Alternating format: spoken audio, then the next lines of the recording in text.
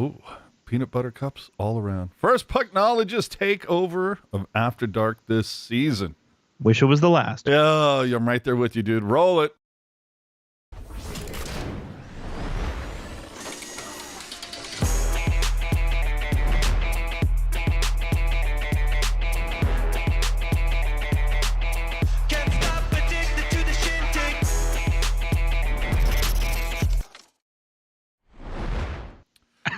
Oh boy, oh boy, oh boy. I heard the Sharks played today. Dude, everybody played today. The Sharks, the Barracuda, the 49ers. Oh, it was a sports Sunday to talk about, which I guess we're going to do right now. Apparently. So, yeah. Welcome back to another episode of the Pucknologists, your only completely live, unfiltered, unedited, uncensored, commercial-free Sharks podcast. Wrapping up another week of Sharks hockey here, a part of Teal Town, USA. Remember, you can keep us commercial-free by using that super chat option because we don't want to crowbar anything. Stamps.com. We don't want to do that. Better yet, donate using Venmo. You can find us at Teal Town, USA. And remember, if this is your first time checking out the cast, remember to subscribe to this YouTube channel. Leave your take in the comment section if you're not with us live. And if you're audio only, subscribe there. And if you want that 24/7 Sharks talk which, by the way, jerk, man, I did have somebody reach out to me earlier today. I think it was on Insta going, how do I get that? And I said, hey, the trick is at @hockey_jerk on the Twitter. That's how you get it. Yep, at last check. Yeah. And and I mentioned Venmo a minute ago, and I had this saved for the end of it, but I want to say it now. Shout out to the peeps. We had 3 people throw some Venmo donations last weekend. So Far out. Totally appreciate that because Google takes 35% of the super chat, so that's not cool. They have it. Google has enough money. But remember, yeah, I know, dude. This season, every episode of the Pucknologists, we're going to be giving away prizes, so pay some attention. And you know what? Let's start this off too. A couple people sent over some DMs wanting to know when we're going to do Teal Town swag again. So I don't want to go down the rabbit hole, but I'm just saying, hey, if you're interested, shoot us a note on the Tweety at Teal Town USA on Twitter. If you're down for a new shirt or something, or if you have something else that you would rather have with the Teal Town logo, let us know. If the demand is there, if they come, we'll build it. It's kind of the opposite of the movie. Anyway. Dude, so it's a takeover. So we always start with the game that you just saw. Felt like we've seen this game a few times. Yeah. I mean, the Sharks have played now. What have they played? Was that game 15 on the season? Sure, why not?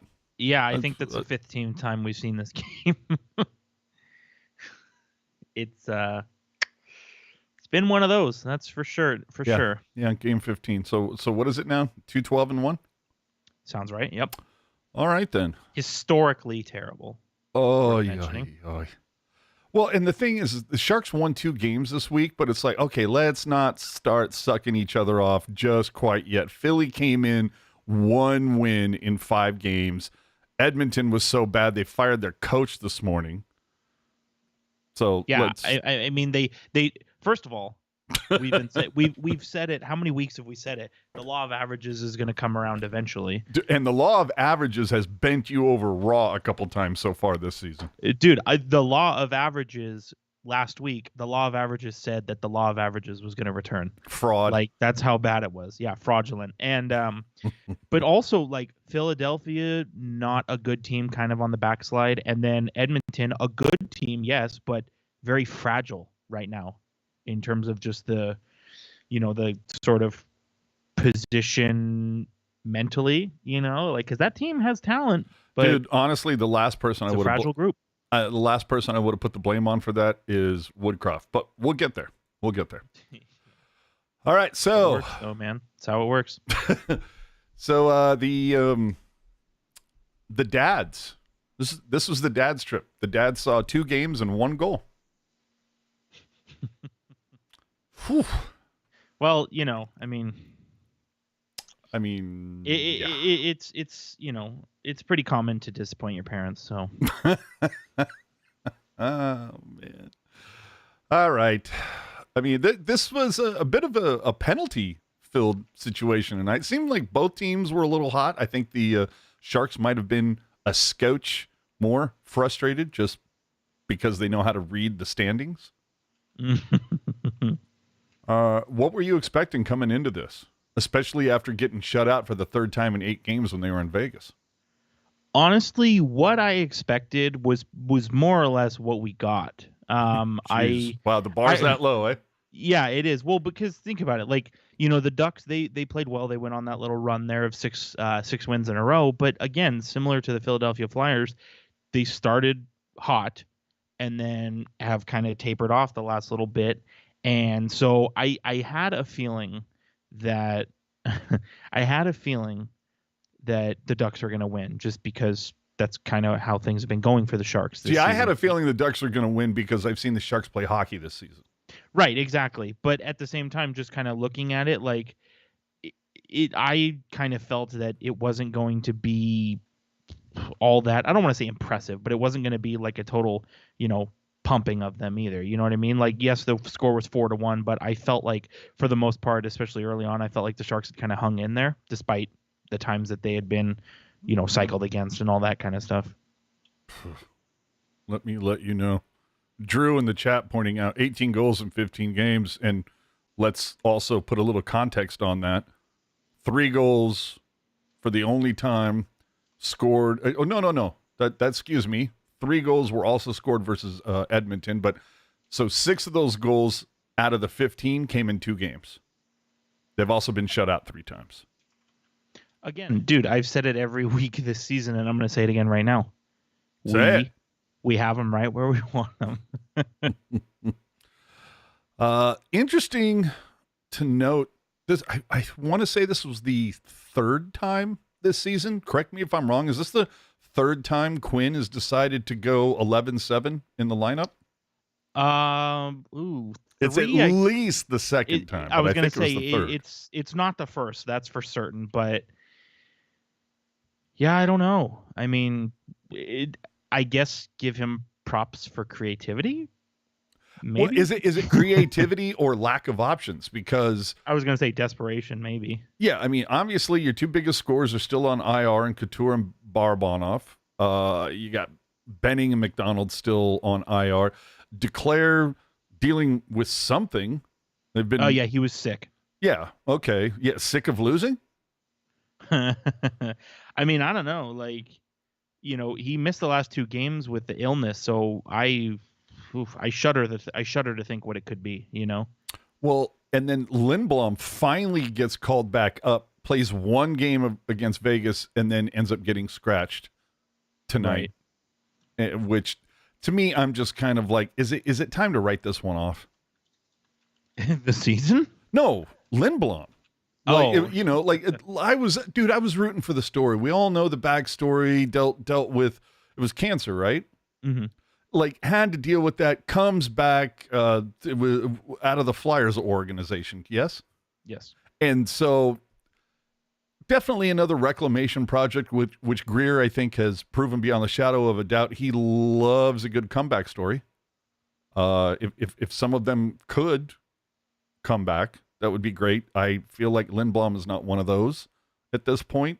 Again, called up, played 1 game, get scratched so that Quinn can go 11-7. It's just, and I was, and you recall, I was very bullish on him to rebound, right? Just because of how brutal this past last season was. But I just, and I don't want to speculate, but it's just like, it's weird to see a player with that kind of talent, like, being so ineffective. You know what I mean? Mm-hmm. No, insanely so. This was God, what am I on now? Oh my God, who was 89? The guy that I dumped on forever? Bodker. Yeah. I'm like, is this Bodker 3.0 at this point? Yeah, it kind of feels that way, huh? Dude. Only this time around, I'm not gonna yell and scream about, how the tide's going to turn. You just got to be patient. It's another guy, though, that was written on a cocktail napkin in the top 6. And it's just not working out. And given the, given what you has guys happened, need to, if that's what you're doing, you need to find a new bar to go to. The cocktail napkin is clearly cursing you for whatever reason. Right. Whew. Let's. I saw something in the chat that made me chuckle. Oh, Jerry F. Jerry F. By the way, winner of one of our prizes. And last time I looked at the USPS tracking, it arrived. Hope you got it. But yeah, I did want to go ahead and say Jerry's comment. I did want to share something about that. Oh, okay. But he says, is it me or the Ducks Heritage 30th logo look like a parody of the Starbucks logo? I mean, a scotch. I mean, it's a circle. What are you going to do? But, dude, the eggplant and jade, chef's kiss. Love that. Chef's kiss. Just make it permanent, man. Absolutely, I agree with that. Did want to say, you mentioned Jerry. We did get a follow-up. We did get a follow-up email from Jerry regarding his victory in the contest last week. Wanted to let us know that the jersey is awesome, and his son absolutely loves it. What did he think about the drink coaster? There's no comment about the drink coaster. There you go. Maybe that one's for Dad. But as I said, it's always an extra special feeling when you can do something nice for the youth. So, very happy that your son likes it, Jerry. Absolutely. Ian pointing out that Quinn has done a ton this year when it comes to the 7 and 11 deployment. I didn't think it was that many, but it wouldn't surprise me. I felt like tonight was 3. Maybe it was 4. I don't think it's been too much. But here's the thing, though. But they do have 8 defensemen up right now. Well, while Shimmick is with the CUDA. Well, that 8 healthy defensemen, worth mentioning. Right? If you factor in... Oh, dude, we haven't even mentioned Benning, McDonald, Shimmick. Even though Shimmick is with the Barracuda, he's making NHL dollars. But, yeah, it's... I mean, here's my take on the whole thing is, like, man, a lot of these games have, like, blended together. Like, it's really kind of... It's tough to see any kind of patterns established at all, just because it feels like the Sharks go down 1-0 and it's like, well, okay, loss. Write it down. You're a betting man. Yeah, here and there. To a certain thing. Is there a bet that you can make that the Sharks will score more than 1 goal? Because I figure take the under, hammer it every time. Yeah, they can. So I know most betting sites, they will allow you to do a team total. But seeing, you might be able to like buy it down with your odds or buy it up a little bit, but even then, it's probably going to come in. Probably 2.5 is going to probably be your most common line, I would think. Oof. Which, I mean, still hammering the under. Like there are worse bets to make. I'll take it. All right, we got to get into this game. Vetrano scores 2 in the first period. Cunnin scoring in between that. I mean, dude, the first one, Vetrano, it's a tip in. You can't blame that on Blackwood. It's immediately 1-0. Cunnin. Well, and not only that, but really quick, Vetrano's a good player. Like, it's not like a pigeon scored on him. Dude, like Vetrano, isn't he like in the top 3 for scoring in the entire NHL right now? Yeah, he's actually like, and that's always kind of the funny thing, right? Is like you see these players, like good players, right? But then they find their way onto a crappy team and completely blossom, and it's like, well, wow. Well, dude, I mean, it should be noted that in this game, the Sharks got rinsed 4-1, and that was without Zegras and Drysdale. Yeah, and Vetrano, he's 11 goals on the season now. He's tied for 3rd in the whole NHL. There you go. Now, of course, I'm pointing out Zegras and Drysdale were out, and of course, I also have to point out that Couture and Barabanov were out. But still, 4-1 could have been worse. Definitely. But you can't blame Blackwood on that first Vetrano goal. Cunnin would get it back, 1-1, burying a rebound on the doorstep. I mean, dude, if he was any closer, he would have been in the net. Accurate. Oof. But then a Vetrano power play blast with a partial Vlasic screen gives the Ducks back a lead that they would never relinquish. The one that really stands out for me tonight, though, dude, Granlund completely flubbing that breakaway. That's another guy where I'm like, can we cut the cord on this one too? Yeah, and specifically with Granlund, I find it just so unfortunate because there was a lot of negative dialogue around Granlund, and rightfully so. Like last season, he was just okay, I would say, on Nashville, and then he got traded to Pittsburgh and was not at all as advertised, right? And Not I whatsoever. was kind of thinking, just because like he is a good player, I was kind of thinking, okay, perfect opportunity to rebound, get yourself traded to a good team, right?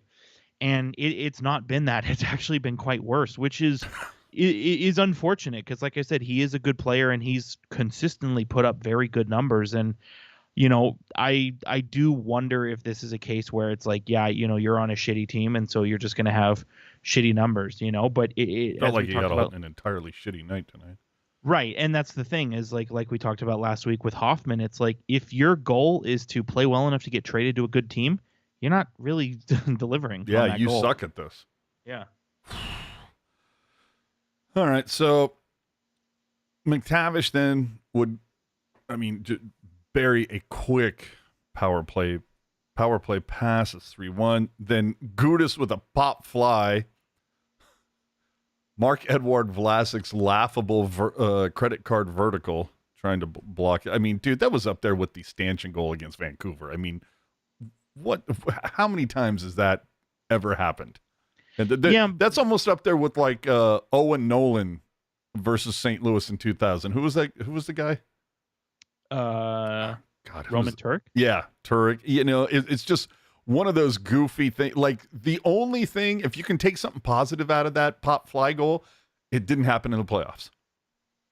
Right.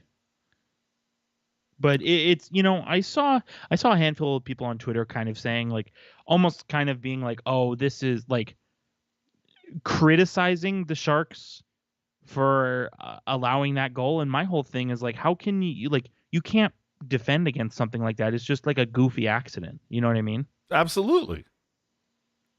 But accidents going to happen when you're this bad, I suppose. They say you make your own luck, blah, blah, blah.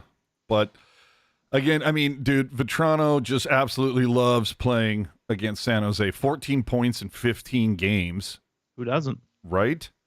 But just more of the same from Sharks losses. But the one thing you can, I guess, another positive you can try to take from this is that we are starting to see them, at least since Mike Grier threw down the gauntlet last Monday, we are seeing the guys stand up for each other a lot more. We're definitely seeing anybody starts to breathe in the wrong direction in the goal crease. We're seeing Sharks get a little, diaper rash edgy. Well, and even though the Sharks, like, they've continued to lose, right? But I feel like since that tongue lashing from Grier, there has been more compete. Yes. There's been more give a damn, I guess.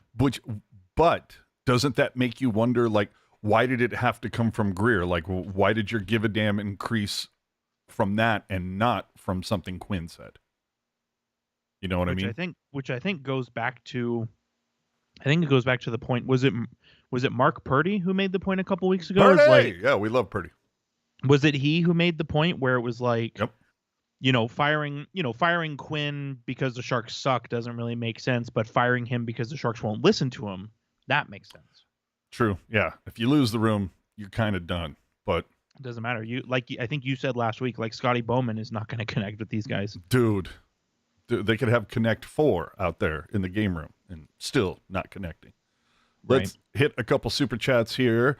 Jerry F., the man, the myth. Thanks for helping all of us Sharks fans get through this season with the awesome coverage. Also, congrats to Ruzanowski for the Hall of Fame, which we will get into pretty soon.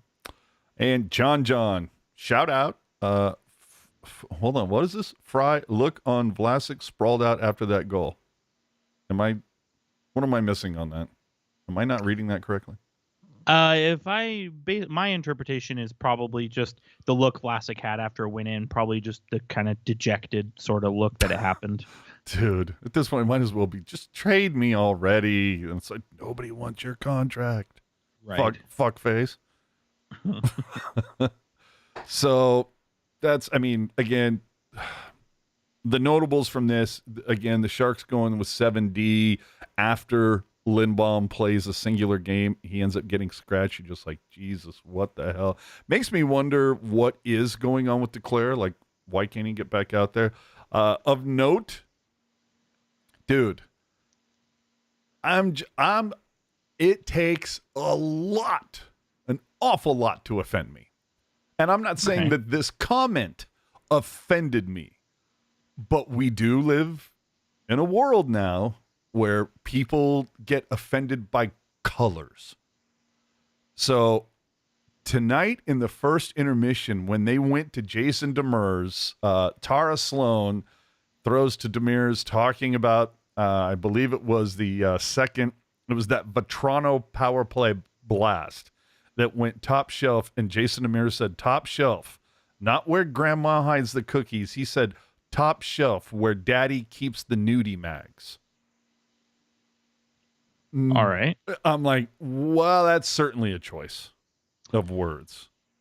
Yeah, I mean, I don't know that I would say that on a public broadcast, but objectively as a comment, I don't think it's that big of a deal. I don't think it's that big of a deal, but I swear to God, dude, there's a Karen somewhere looking to be offended that's going to write a letter.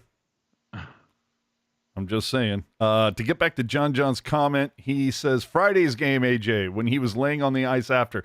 I'm going to be completely honest with you.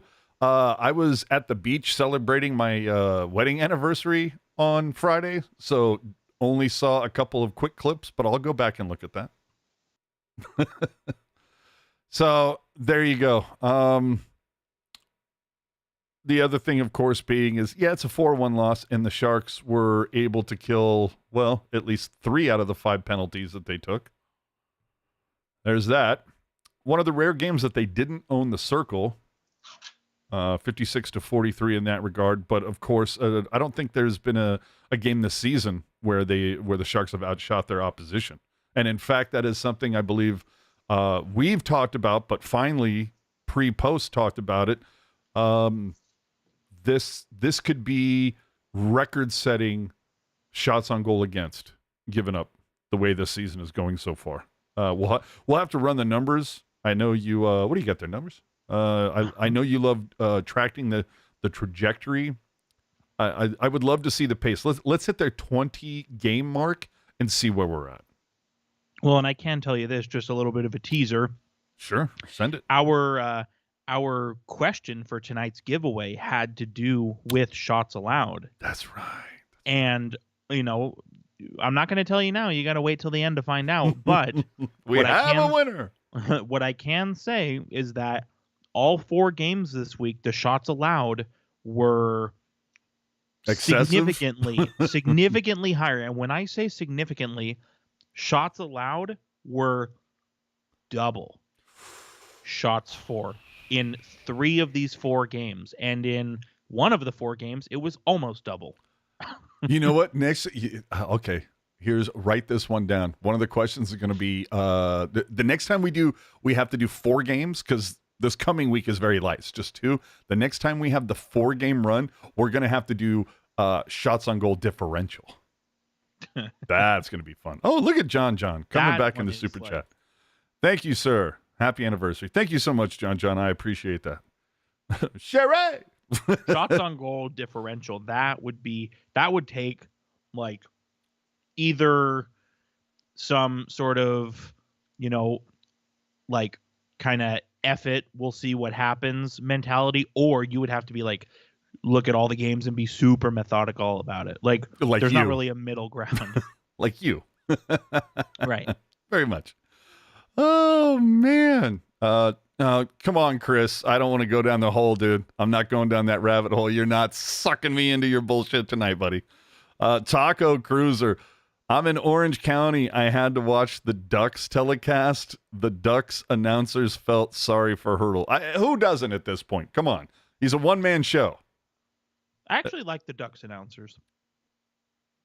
They're not in my top 15, I would say, but I would say they're in my top 15. Like, they're good. All right. I mean, there's only 32 to choose from. Well, but you also need to consider that, the bottom half of my ranking. Like, there's probably that many shitty broadcasters out there. So, Is the Boston Crew your 32nd? Yeah. Well, I wonder how I figured that out. All right. Let's go back to the start of the week. Again, it's, we can't start rubbing each other out here, or, rubbing one out after beating a Philly team coming in with 1 win in 5 games. But this was another one where Duclair buries a LeBanc pass very early in the first. Eklund on the power play, and it's the first 2-goal lead of the season. You thought Twitter was going to close. Sharks were able to ride Blackwood to the end. That you have to appreciate that. Tons of penalties in this one, which perhaps played into the Sharks' strategy of playing all forwards whenever possible in this game. Holy crap, dude. Quinn was like, we got a power play? Fuck defense. Yeah. I mean, that's kind of where the NHL as a whole is going. I know. Think about it. Dude, it's been a weird transition over the last year or so. Well, it's really I think we talked about it a couple weeks ago, since COVID, goal scoring across the league is up, and you're kind of seeing what teams can do to add even more to that. Mm-hmm. Guys on the 4 forwards, 5 forwards on the power play. You're having defensemen. I've seen a couple defensemen where it's their position on the power play is at the front of the net. They're not even at the point, kind of doing the old Chara, Oh, sure. And just what we've seen, it feels like there's been a full scale emphasis on generating offense, which I can't say I don't understand, because goals are sexy. We all know that. Hell yeah. And, why not steer into it? It's the best way to get new fans. And I'm not saying this as a dig, it's just true. New fans don't like the chess match. That's true. But hey, they just want action, man. It's everything. If it's longer than a 30-second TikTok video, how are we keeping their attention? Right. Of course, the notable thing about this, because I'm determined to win the fucking bet. Tickets distributed 10,074. So 75 tickets kept you in this bet. Yeah. That's bullshit. Even though Pashelka said it was more like 6,500. But we're going official numbers only, baby. How much have you been drinking? I know. But dude, on TV it looked worse than a preseason game, to be honest. Oof. Yeah, I mean, again, we've seen it. It kind of just boils down to what we've been talking about all along, and I think I can't recall which game it was this season. It might have been the Warriors night one, but people are more likely to come out when there's something exciting. In that case, it was a giveaway. Well, it was a giveaway. It was a Saturday night. It was the return of Carlson. Right, but also we did see last year there was, very few, maybe 1 or 2 stretches where the Sharks were being exciting. Even if they lost, they were being exciting. Absolutely. And people like excitement. So they say. Many people are saying. So, and Blackwood, of course, starts 3 of 4, which we'll get into, goes 2-1. Let's get to this Edmonton game. I mean, we talked about it last week, bro. I put it out there. Whatever team loses this game, I was asking you, does somebody see a pink slip the next day? And I didn't take into account that the Oilers were on a road trip that still had another game left. So, is that worth half a foreseen point? I'll have to consult with the board. Oh man. Nobody scored on special teams in this one. Nurse buried one, a 2-on-1 with Vlasic defending. I put that in air quotes. The one though that, it was a Sharks win. So we have to talk about that, dude. The hurdle feed to Zetterlund. And I know you've been super high on Zetterlund so far this season. Choice. Dude, was it as choice as the Ducks jerseys tonight? Yeah, dude, it was. And then you had an amazing entrance from Eklund, and Hurdle would bury the Nikita rebound. Yeah. Oh, dude. And then Sturm to Zadina on a 2-on-1 after Carpenter forced a Nurse turnover at the blue line. That was just like, oh my gosh, this team can do some things. But again, we're talking about against an Edmonton team that is a tire fire right now. So let's not get crazy. Right. But you know what? Like, and that's the thing. Like, I think at this point, I think the Sharks are happy to play spoiler, right? Oh, sure. And I'd be curious to know. We'll have to go back and take a look, since 2019-20. Wouldn't it be great if Edmonton missed the playoffs by 2 points and they'd go back and look at this game against San Jose? Well, here's what I would want to take a look at. So since 2019-2020, which for those who don't know is the first season the Sharks missed the playoffs in this current stretch of mediocrity. Mm-hmm. How of the coaches that have been fired since 2019-2020, how many of those firings came within 5 games of a loss to the Sharks? Hold on. Is this for a prize? No, because that's something like that would be easy to find the answer to. That's not a, say it. But I'd be curious to know. I'd be curious to do some homework on that and figure that out.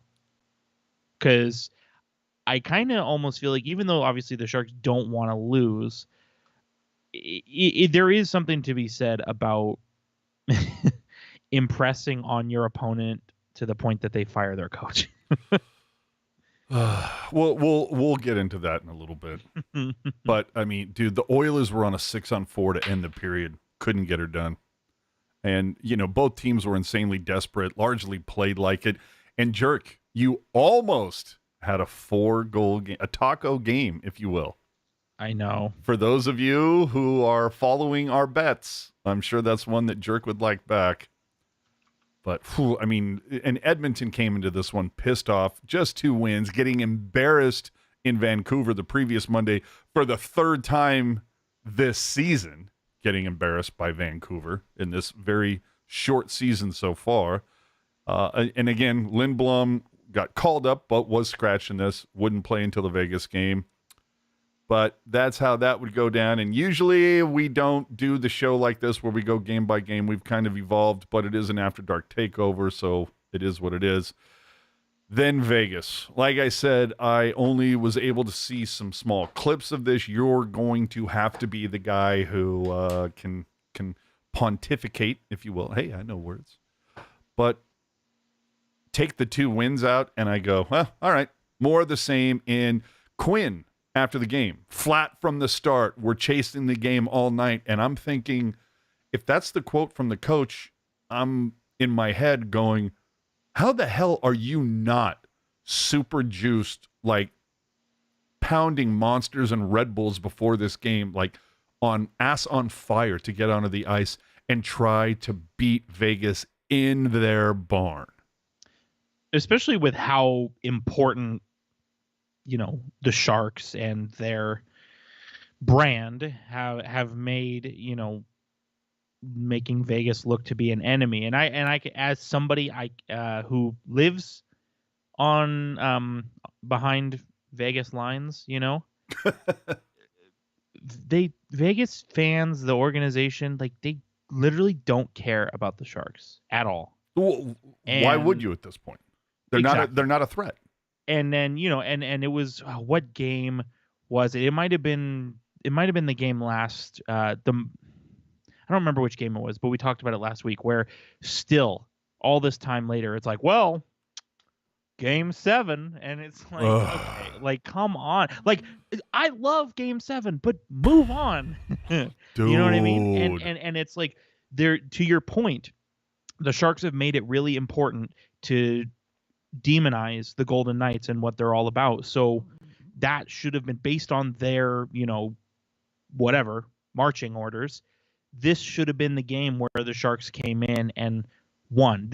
Beating Vegas is their Stanley Cup, and they failed. And they failed miserably. And I think this game was humbling in the sense that the Sharks won 2 games in a row, and it's like, and there was a lot of conversation about it in the Discord too, where it's like the Sharks have won 2 games in a row. They beat a good team. It's like there's a lot of positivity, and it's like, oh man, like Vegas, like, oh man, what's gonna happen? And then that all died like literally a minute into the game. I think Vegas went up 1-0 a minute in, and it was like, oh, yeah, that's right. I forgot. Yeah, it was Petro exactly 1 minute in. And also, just something to chew on. Why are you allowing... Why? Admittedly, Alex Pietrangelo is a good defenseman, so I'm not trying to say that he isn't, but why is a defenseman scoring a wraparound goal? Dude, hold on. We do have to put up the counter, to be honest. Okay, fair. Have to throw it up. Wank alert! 0 days since someone mentioned game fucking 7. All right. Did somebody say game 7? Yeah, we had to reset the counter. Yeah, I was very shocked that they were so depleted. And you would think, again, you've won 2 in a row. Like, it was a big... Dude, you saw Hurdle humping Blackwood's leg after that first win. He was so happy to finally win a fucking game. He was so happy. The whole team... Right. Although there was some silly article out there that was like something. I guess some of the guys in the boys, few of the boys weren't that happy with the musical choosings and selections of Mario Ferraro following the game. His winter music not the most popular, but either way, boys were juiced. They win a second game, then you're going in to Vegas. And I understand 3 and 4 nights you're traveling.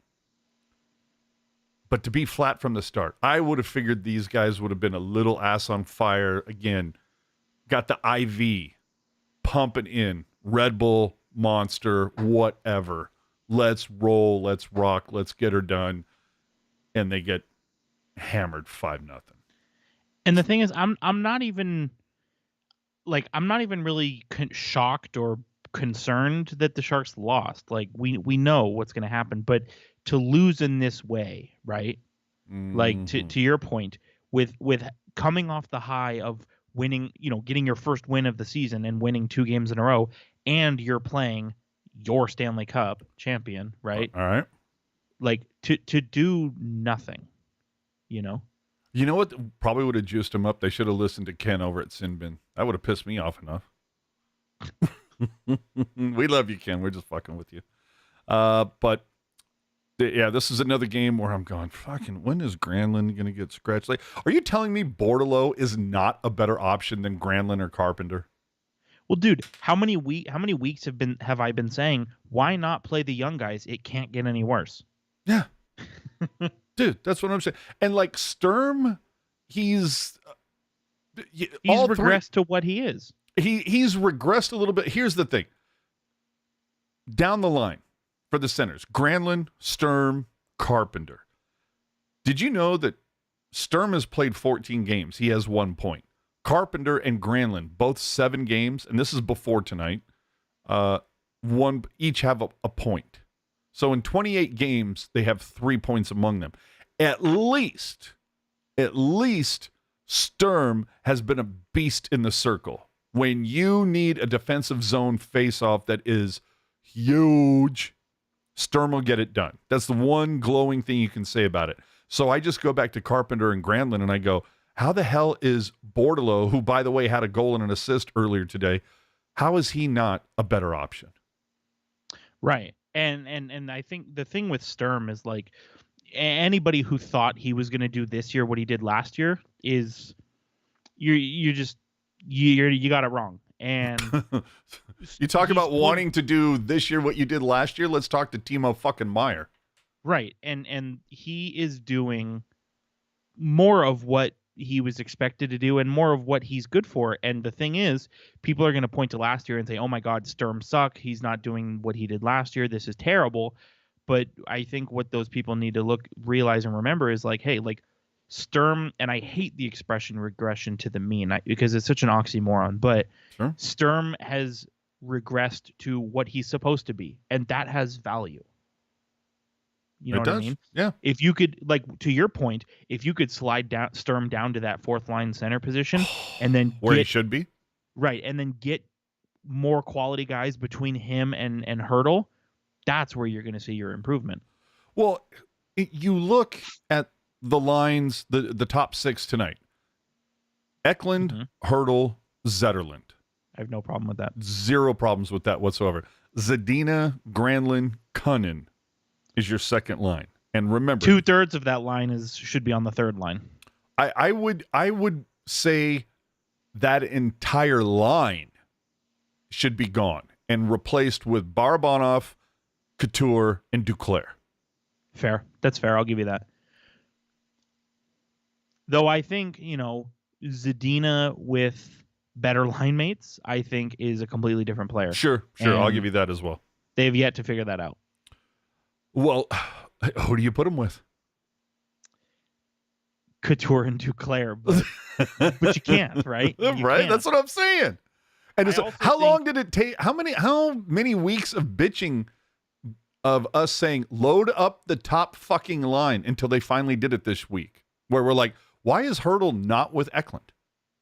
Well, and to your point, would you care to take a stab at who the top 3 in scoring are for the Sharks? Oh, gee, I fucking wonder. Right. It is those 3. Duclair is also tied. Duclair is tied with Eklund. But the thing is, like, Brun still tied for top scoring and defensive? Yes. Oh my God. Granted, he's also tied. Here's the other thing. This one is even going to drive you even more insane. So Thrun has been in the AHL for 4 weeks now, and he's tied for the team lead in scoring. He's tied with a guy who's injured, which means the healthy players have not stepped up. Christ almighty, dude. And here's the thing, like when you go on HockeyDB and you look at the stats, like, yes, like you can, stats tell you a lot, but normally when it comes to looking at what a team is all about, I usually caution against looking at stats just because there's so much nuance. Mm-hmm. But with the case of the Sharks, looking at their stats, just in terms of points, right, you kind of learn everything you need to know about the Sharks just by looking at the stat sheet. This is one of the few times where that works that way.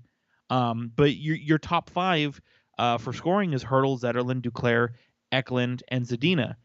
I don't think it's a coincidence that those are the 5 forwards who have been the most impressive this season either. What a shock.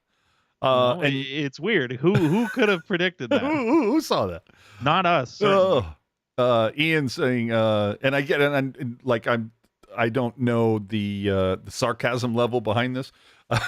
Carpenter isn't there to score goals. He's there to fill in the bottom 6 so other guys can play up the lineup. No, I get that. But I just go back to the idea of like Bordeleau's healthy. I'm just thinking, I think I'd give Bordeleau a look. We do have some quotes coming in. That's my bad. Fucking Eric being cool enough to like add some shit in here, and I didn't even get to it. So let's before we get into our takeaways for the week, let's visit the Anaheim game one more time. Hertl on the Gudas goal. There's a lot of bad bounces. That was a killer goal. Sometimes goals come like that. But if you don't shoot, you never know. We have to shoot pucks so we can get more bounces. I mean, that's the whole thing. You can't complain about a pop fly goal when you've been routinely and roundly outshot every single game this season. Well, not only that, but that goal was not a skill play, right? No. So you can't defend against that. Like, it's a thing that just happens. Well, especially if you're Vlasic, you can't defend against it. Oof. And then Quinn on if the Sharks almost have to laugh about the Gudas goal, considering the way the season has gone, kind of the way the things have gone, right? I think even if you're number 1 in the league, you have to laugh at that goal. Oh, because, dude. like I said, it's so random and goofy. Like, dude, if oh, wait a minute, San Jose is the worst team in the league. I was about to say, who's the worst team in the league? Oh, that's right, it's San Jose. So who's the best team right now? Is it Vegas or is somebody else just a scotch above? I believe at last check it was Boston, but that might have changed with Vegas's win against the San Jose. Yeah, it is Vegas. Boston's 1 point behind. Okay, so say the Sharks scored that goal against Vegas. everybody's going to laugh at that. But let's be honest, it would probably be the only goal that the Sharks would score against Vegas. Like, So that's what it would take. Right. Well, and let me tell you this too. So a few seasons ago, the Sharks, they were playing Vancouver and they scored a goal extremely similar to that way against the Canucks. And, after the goal was scored, nobody was saying, "Oh man, what a play. What a snipe." No, it was just like, "Oh, that was fucking weird." Yeah, All that was some whatever. fluky bullshit. Even when you're on the positive side of those moments, it's kind of like, "Wow, that was so weird that happened." Okay, anyway. Yeah, like jot that down. Didn't have that on the bingo card. Right. Like nobody cares or nobody should care. You know what I mean? So let's get back to something we mentioned earlier on. Grier. Get it back. Yeah. Grier came with the tongue lashing last Monday, talked with the media, shared some details of the meeting with the players and the coaches, mostly about everyone is being evaluated, where their compete levels are. And I will say tonight, LeBank's compete level, not where I want to see it. But hey, he's only here for the rest of the season anyway, so who cares, right? But being too easy to play against. But I look at that and, look, I don't mean to be a cynic. I try to be realist, but I also have recall. I have memory of certain things that were said. And at the beginning of the season, a huge thing that Grier went on about was the Sharks were going to have to be a very tough team to play against after 15 games. Have they been a tough team to play against? I mean, no. I was going to say, it's literally not for 60 minutes. It's literally been take your 2 points and be on your way. Yeah. Well, and when I say not for 60 minutes, I mean over the last 15 games. I'm not talking about a particular game. I'm talking like 60 minutes out of the last 15 games. You might be hard pressed to find 60 minutes out of all of those games combined that they were a tough team to play against. Yeah. So I just sit there and go, Jesus. And everybody's going to be evaluated. And, it's, the next 10 days, blah, blah, blah, blah, blah. And change. Even that is such an arbitrary timeline, right? Like, okay, 10 what the days fuck is 10 days about? Like, okay, 10 days from now is the beginning of Thanksgiving week. Like, all right. Well, like, you didn't need... It's literally the middle of the Florida and St. Louis game this Wednesday. Like, what the Oh, yeah, that is true. It's 10 days from when he said it is like, yeah, this week. Like, yeah, so it's like, okay, so there were what? There were so there was a game on Tuesday, so there was 4 this week, and then next, so 5 games. So he could have said next 10 games or next 10 days, next 5 games. Yeah, or even, at least make your benchmark mean something. If you want to say, well, they say American Thanksgiving is kind of a benchmark, so we want to see where we're at there. Like, okay, fine, I'm with you. But to just say, yeah, we've played, how many games would they have played at that point? We've played 11 games, and, by game 26, we're really going to feel things. And it's like, okay, like you're just making numbers up now. Dude, like, I felt that was a very ambiguous indicator. I think he wanted to see if they could beat Vegas. That is their Stanley Cup this year. And how'd that go? Wah. I mean, dude, if memory serves, if memory serves, they've played two games against Vegas and they've been outscored 9-1. Yeah, that sounds right. Right. I'm, the old Sharks, them. They're going to be back here in Vegas, February 19th, which is a week and 2 days before my birthday. So, hey now, if I'm there, I don't want to be embarrassed. Nice. Oh, Chris trying to invoke the Ring movie. 10 days or a little girl with long hair crawls out of the well and petrifies you. So, sure. Yeah, I guess, I don't know. Do we have to, is that going to be the opening next week? It'll just be a phone ringing and then you hear just 10 days. It could be fun. Well, it's like, but okay, I hope I didn't spoil the Ring for a lot of people right there. But how many times is that timeline? Like, is it just going to be like every morning media availability? It's like, well, in 10 days, we'll know more. Like, oh, dude, that's like right up there. How many times can they roll that down the road? Dude, yeah, but that's like right up there with Donald Trump. It's in 2 weeks, we're going to have big, beautiful health care we've never had before. Yeah, well, that went on like, for 3 years. Well, but it's the same thing as like, oh, we always used to make the joke. It's like, oh, such and such is days away from being days away from happening, Yeah. Dude, we're going to make an announcement that we have an announcement. Right. It's posturing. It's getting a question that you don't want to answer, and so you just kick it down the road. Like with how transparent of a guy Mike Grier is, I'm surprised he didn't come out and say, "Hey, you know what? We're bad, and we just want to try and play hard, whether or not we win or lose. We just want to play hard. Like, just make something up." Well, I was going to say, and I think Grier is a good enough of a guy that he would just be like, look, we're having internal discussions. When we have something to change, something to announce, we'll do that. And to take a quote, one of your favorite quotes, we're not there yet. So the funny thing for me is that it was, 10 days. 10 days. 10 days, and, Grier promised changes if no improvement. And then what happened? The very next day, they went out and traded Adam Raskin, a 5th-round pick, for Kalen Addison. Which I'm sure we're going to get into it, but little teaser, that was a spicy little trade there. Oh, dude, I'm all about it. All about it. So let's get into this real quickly. For those of you who don't know, Sharks improved, of course, by winning on Tuesday. But changes came on Wednesday as the Sharks did trade Adam Rask, noted pest, noted Ian favorite, but pest, and a 2026 5th-rounder for Minnesota defenseman Kalen Addison. Chief was taken in the 2nd round of the 2018 draft. He is a 23-year-old, so obviously fitting right into the rebuild scheme. A right-shooting defenseman. Hello, another check out of the boxes.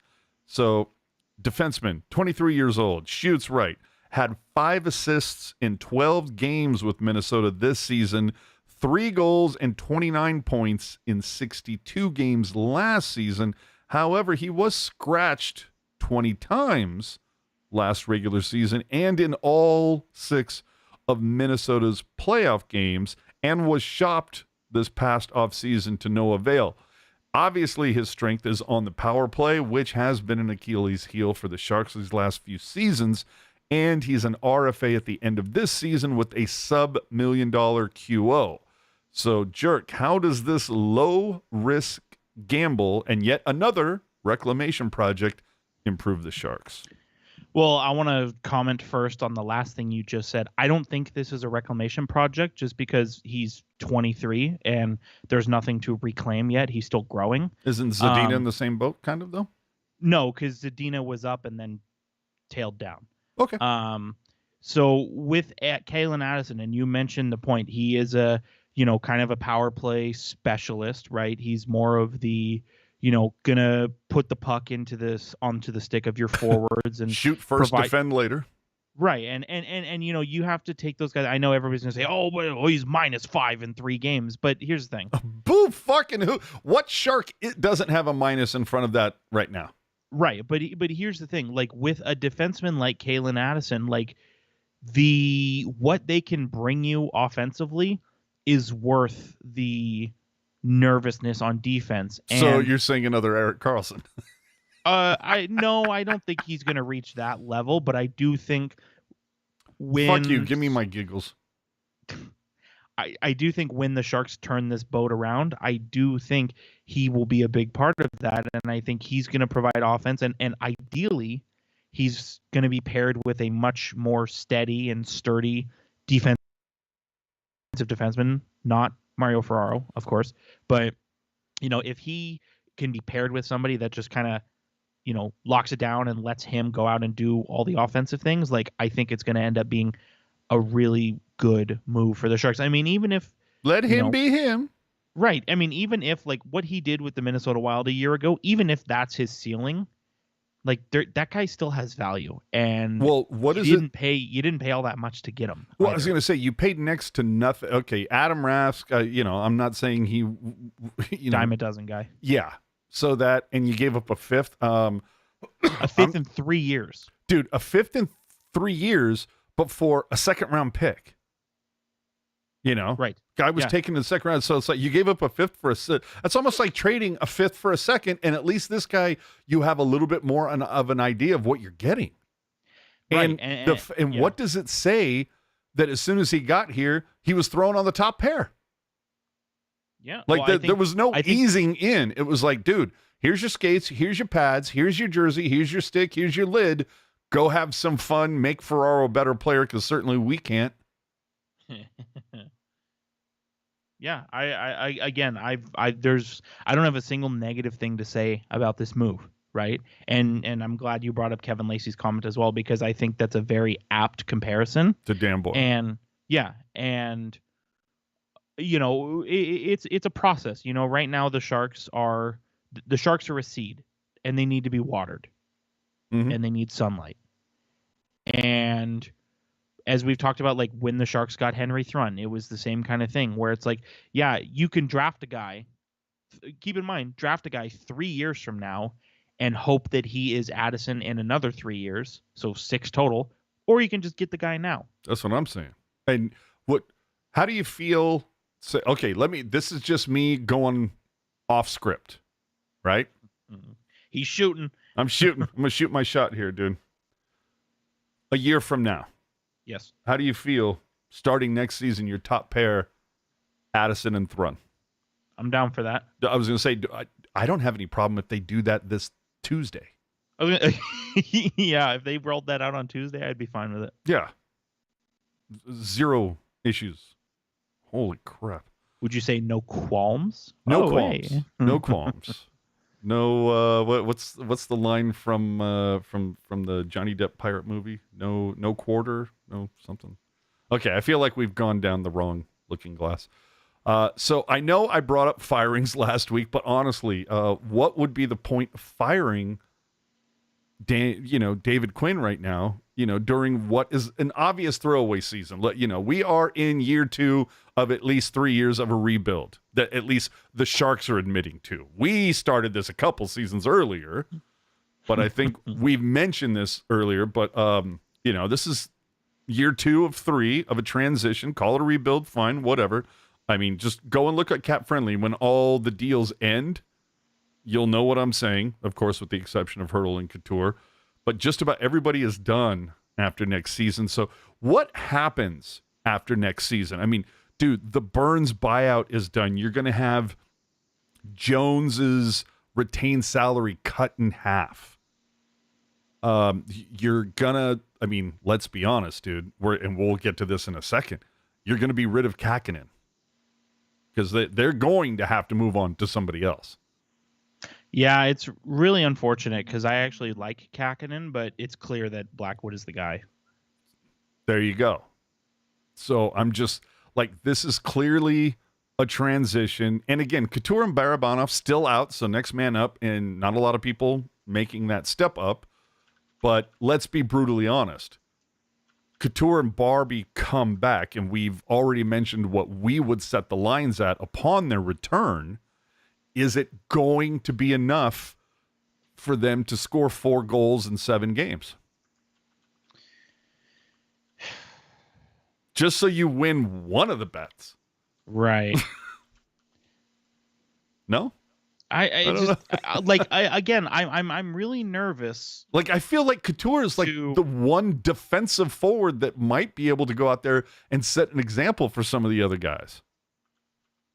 Right, but I'm just like, I'm so nervous to like definitively say, yes, this will happen. No, this will not happen, because like the Sharks are just well, they keep beating your law of averages into the ground. So that's what I'm saying. Like, this is a historically bad season for the Sharks, right?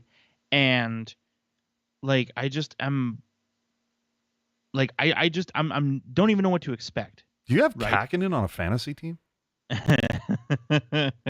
No, Kevin does. But and the thing is, like, we always say it, right? Where it's like, we think we've seen everything and nothing can surprise us at this point. And then guess what? It happens, right? Sure. And I don't know. I just I don't feel know. I feel like the end of the season is going to be it's going to be a lot of fun to pay attention to what the Sharks do this coming off season because you have so many. You have like half the squad as FAs. What's Good. LeBanc? No way in hell he is wearing teal a year from now. Dude, if he signs an extension with the Sharks, It's just not even happening. Dude, I'll tell you this right now. It's Agree not or happening. Disagree. No, but just hold on. Humor me. Agree or disagree. If LeBanc signs an extension with the Sharks, we'll do this podcast 7 days a week. Oh, abso-fucking-lutely. 2 hours a show. Yeah. Oh, dude. But LeBanc off. Mike Hoffman. I mean, if he's not gone before the end of the season. Dude, if he's not gone before 2024, like, let's be real. Yeah. Declare. 50-50, I still say. Yeah, that one I'll give you 50-50. Duclair can be part of the solution if he wants to be. Yeah, but I'm still, I look at his age, if anything, and I look at his deal, $3 million left on this season. He's only 28. I just go, oh man, if he can just find a stretch between January and February, make himself valuable enough to get back, I don't know, a third? Something? No. God. Well, he would be worth more than that. I would hope so. I mean, dude, if Goodrow can get you a first, but I'm saying. I'm telling you, dude, the Tampa Bay Lightning will the Tampa Bay Lightning would rue fork the day. over. They would fork over big assets for him and then sign him to a cheap deal and win another Stanley Cup. Like, all right. Duclair is a very good player, and whether it's the Sharks or whether it's another team, like, he is going to bring that team so much value. All right, and I'm fine with that. I just want him to bring Sharks value at the trade deadline. Right. I want to. I'm not saying he's not part of the solution. I don't think he's a problem. Definitely 50-50. Yeah. Cunnin. I hope they walk away from him. Yeah. I'm like, it's like, dude, tell me I'm wrong, and maybe I'm reading the tea leaves incorrectly, or I'm just, I mean, look, most people, especially my wife, will tell you I'm an idiot, but I look at Cunnin and I just go, like, is this not VL 3.0? Like, it just, man. I mean, it feels like another VL Gadjevic. Like, he might have like a little less fighting ability and have a little more offensive ability. Yes, correct. But there you go. Well, do you remember last season? No, I've tried to flush it. And granted, he did have a goal tonight, which good for him. But here's the thing: do you remember last season when there was that stretch where before he got injured, where Cunnin wasn't taking penalties and he actually looked good, and then it was about 20 minutes.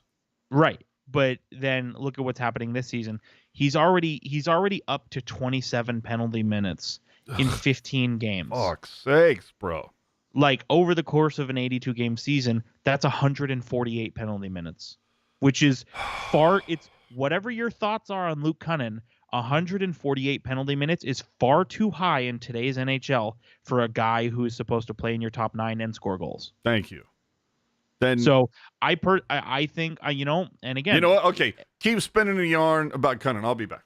Well, and the thing is, like, Cunnin, hell of a guy, by all accounts, hell of a nice guy, and what he brings to the table has value.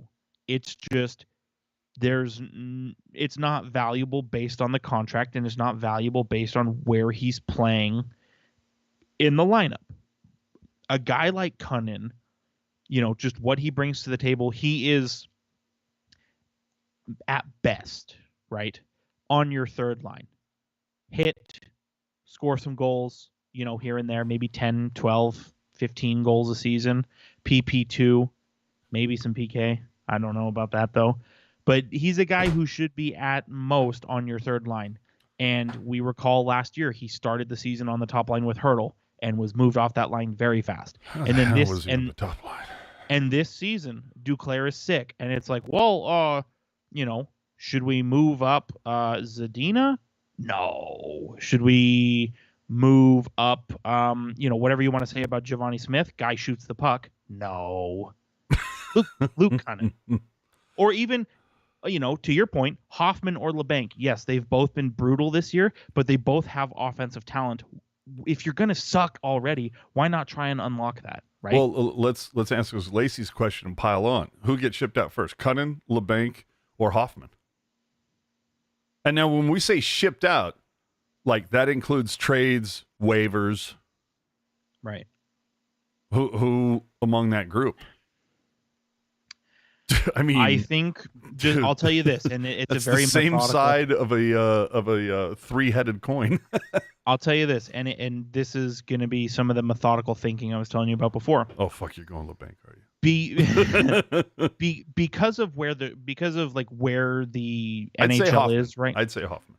Well, because of where the NHL is right now, like financially, like this is the last year where the COVID salary cap implications are still relevant, and so just based on that, which has proven to be an issue the last 4 seasons, it's going to be Luke Cunnin only because he has the lowest salary and therefore would be the easiest for an acquiring team to take on.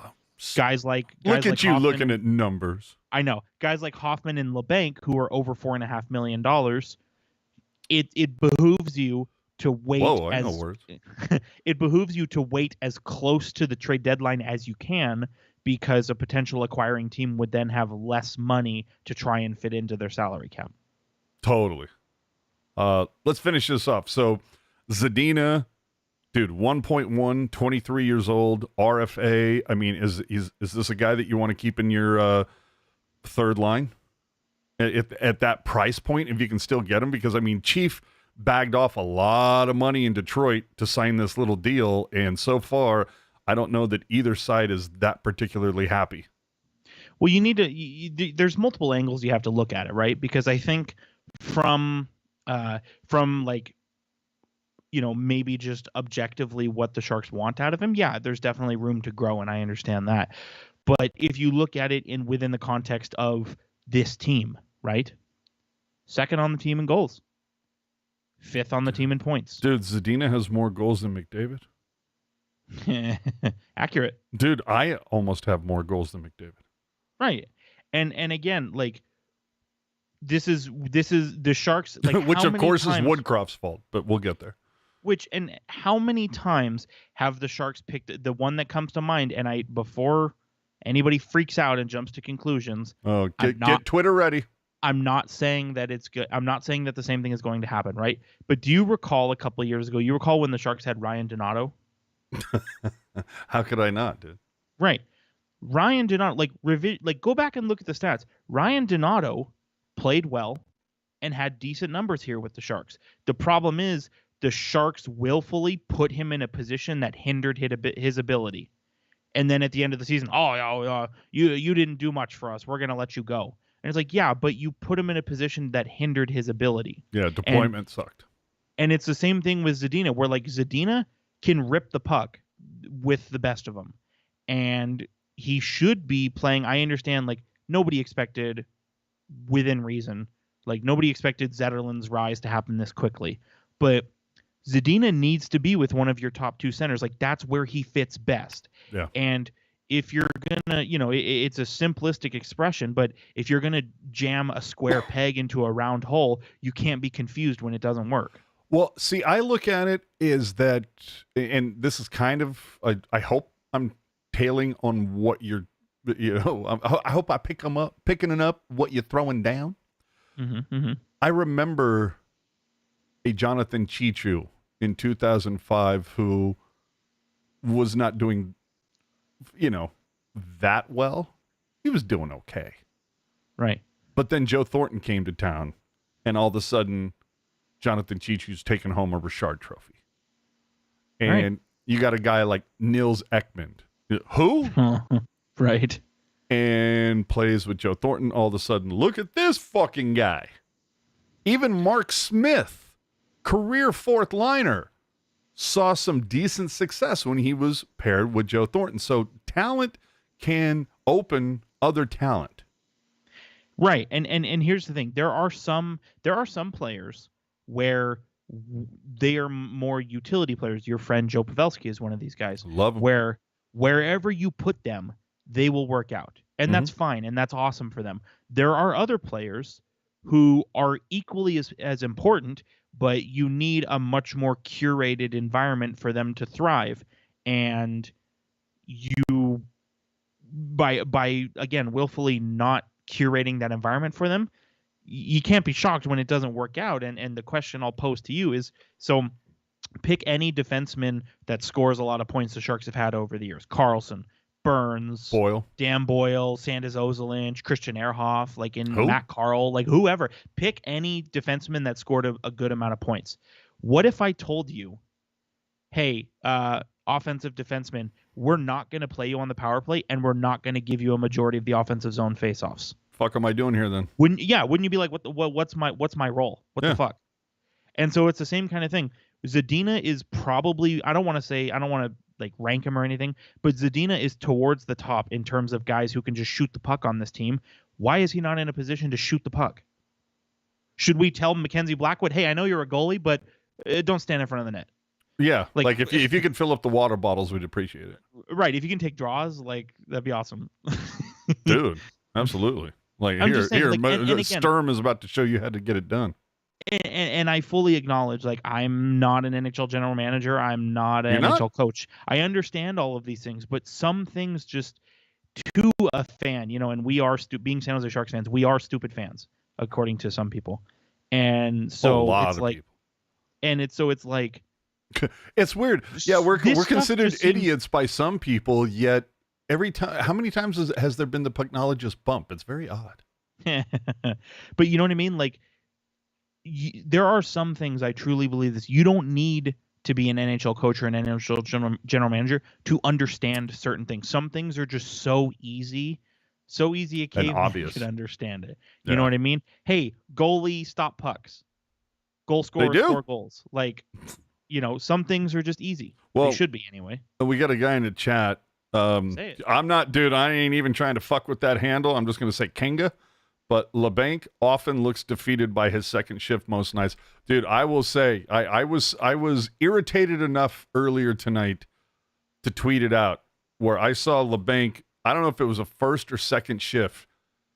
There was some defensive play. The Sharks got possession of the puck, started to move it out. LeBanc was at the end of his shift. Holy crap, was he half-assing it. Dogging it to the bench. And I'm like, motherfucker, you are on the last year of your contract. How the hell are you? I don't care that you're on the worst of 32 teams. I don't care.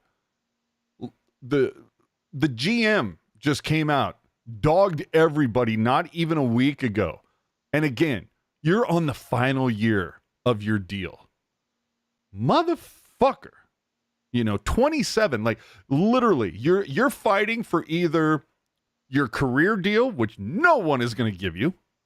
You are desperately hunting for a bridge deal. A 2-year show me deal is what you are desperate for.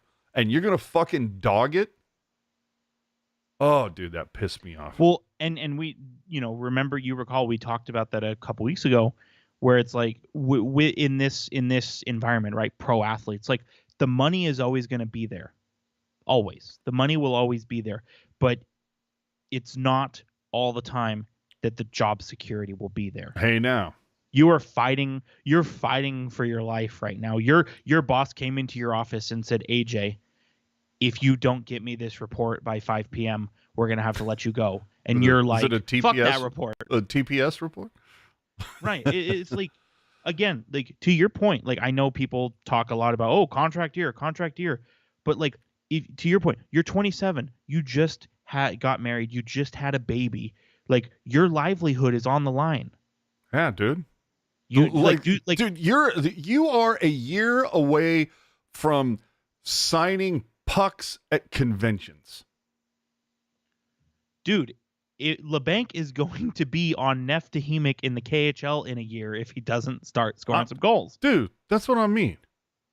We got to get through the rest of this RFA list. I know we went down the fucking hole with Zadina. You got Carpenter at 32. I mean, that's the depth guy. I don't sweat that one all that much. No, I'm not sweating it at all. And didn't they pick him up off waivers or something? No, when he was originally on the Sharks, he left the like team via no. waivers. Why is he here right now? I thought it was like a Ryan Carpenter? yeah. I thought it was like wasn't it like a waiver pickup or something? No. How the hell did he? They signed him in the offseason on purpose. Yeah, I Okay. think again, Ryan Carpenter, like he brings value in the right role. It's Oh, I to, get what you're saying. He's the the guy you want in the room. He's the yeah, culture and blah blah. yeah, blah, he'll blah, play blah. he'll play on the fourth line, or he'll be your scratch forward, every night. It's not. But no, I mean, but let's be honest. He was signed to bring leadership and culture to the CUDA.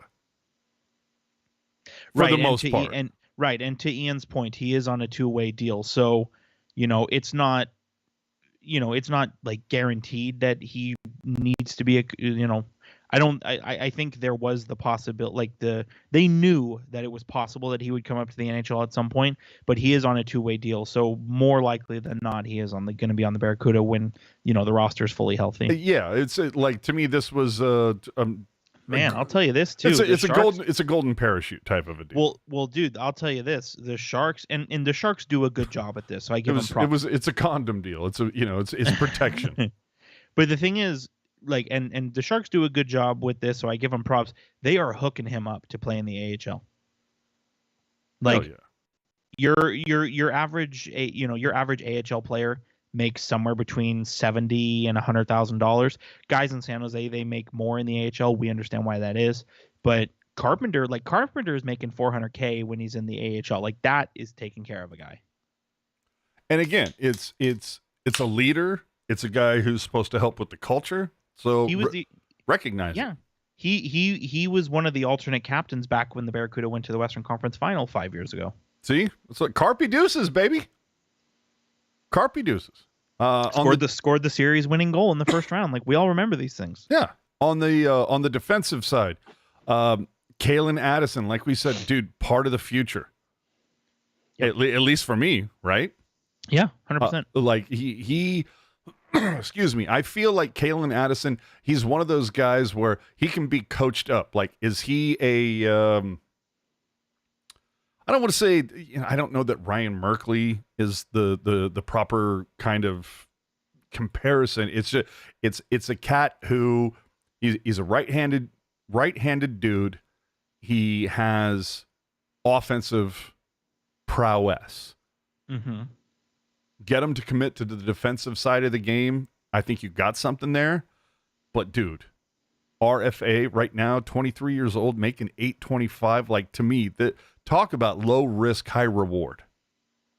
Yeah, well, especially like even if it completely blows up in the Sharks' face and they end up letting him cost you nothing. Yeah, and they let him go at season's end. It's a draft pick 3 years from now that the Sharks will probably recoup this year. Yep. And it's with Duclair.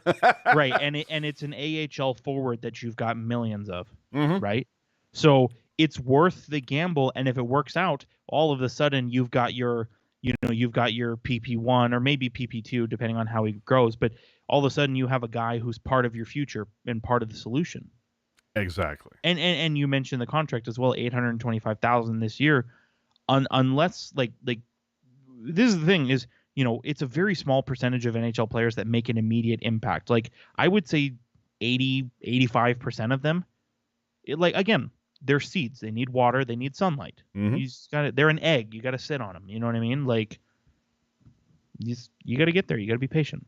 I'm right. Yeah, we're not there yet. We're gonna get there. Nikita, dude, are 22.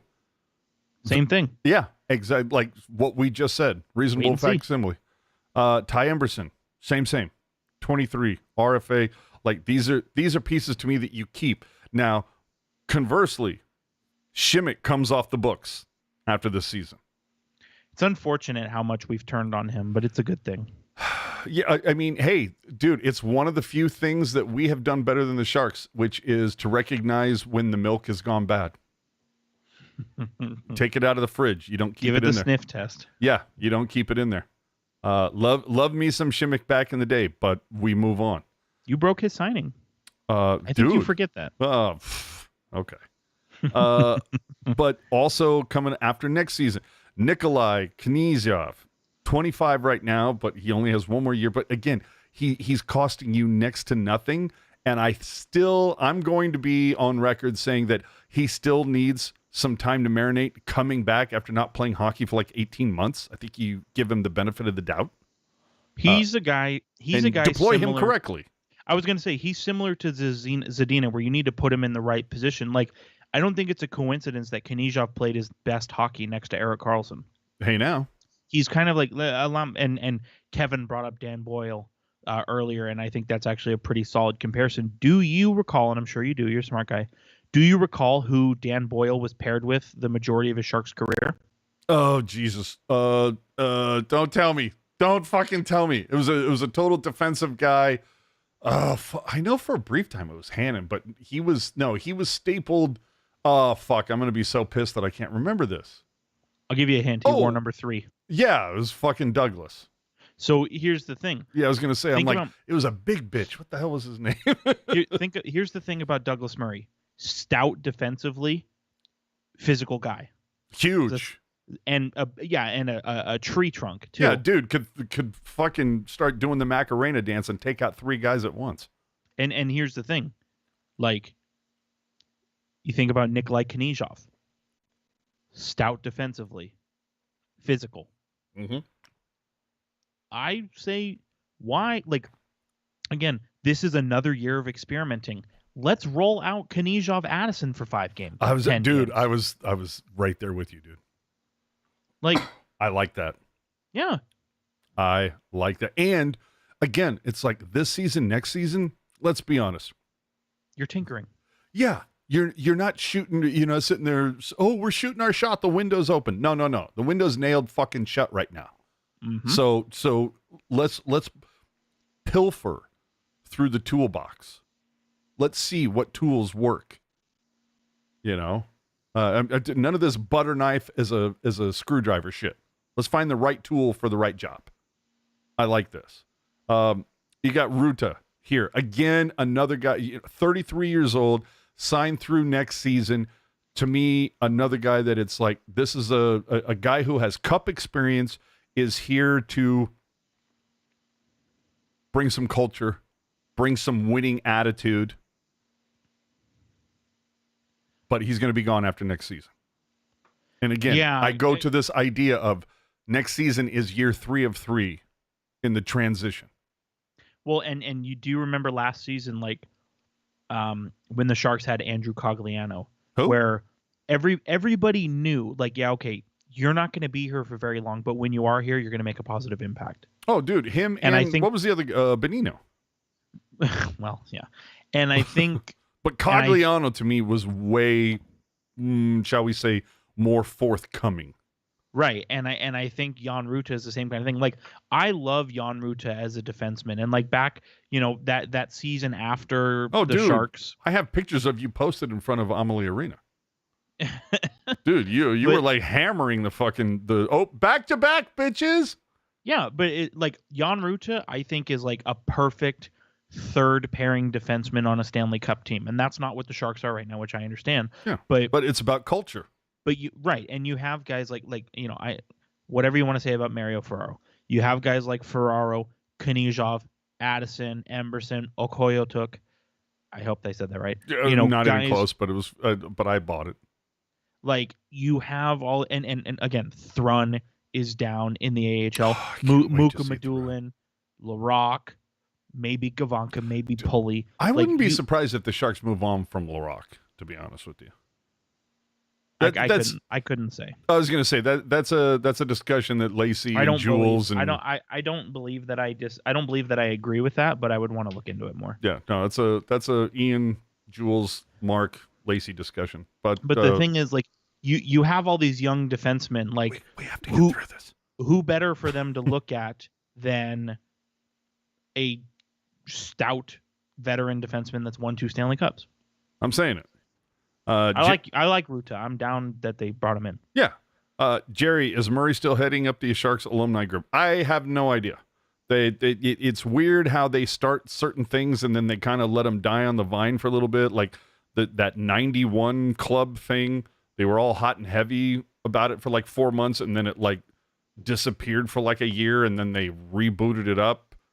Well, yeah, because they realized that asking people to Wait, to you will actually give us money to be a fan? That's yeah, amazing. yeah, the Sharks charged everyone their tithe and realized that it was stupid.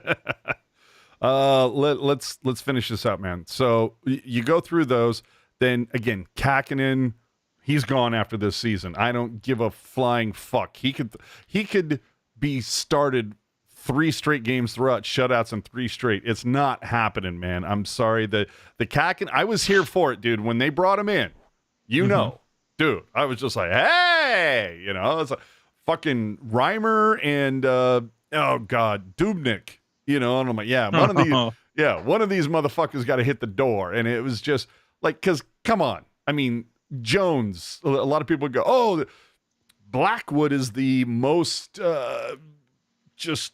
What's the word I'm looking for? Consistent goalie since Jones. And I'm like, Jones was consistent 2015, 2016. That was it. And even then, there were times. I would sit there and say Blackwood is the most consistent goalie that the Sharks have had since Niemi. And everybody knows, not a Niemi fan, was I. But, so Kakkonen for me, he gone. Now, you look and you go, whoa, and especially if you're Ian Reed, because Ian loves to pick on some goalies.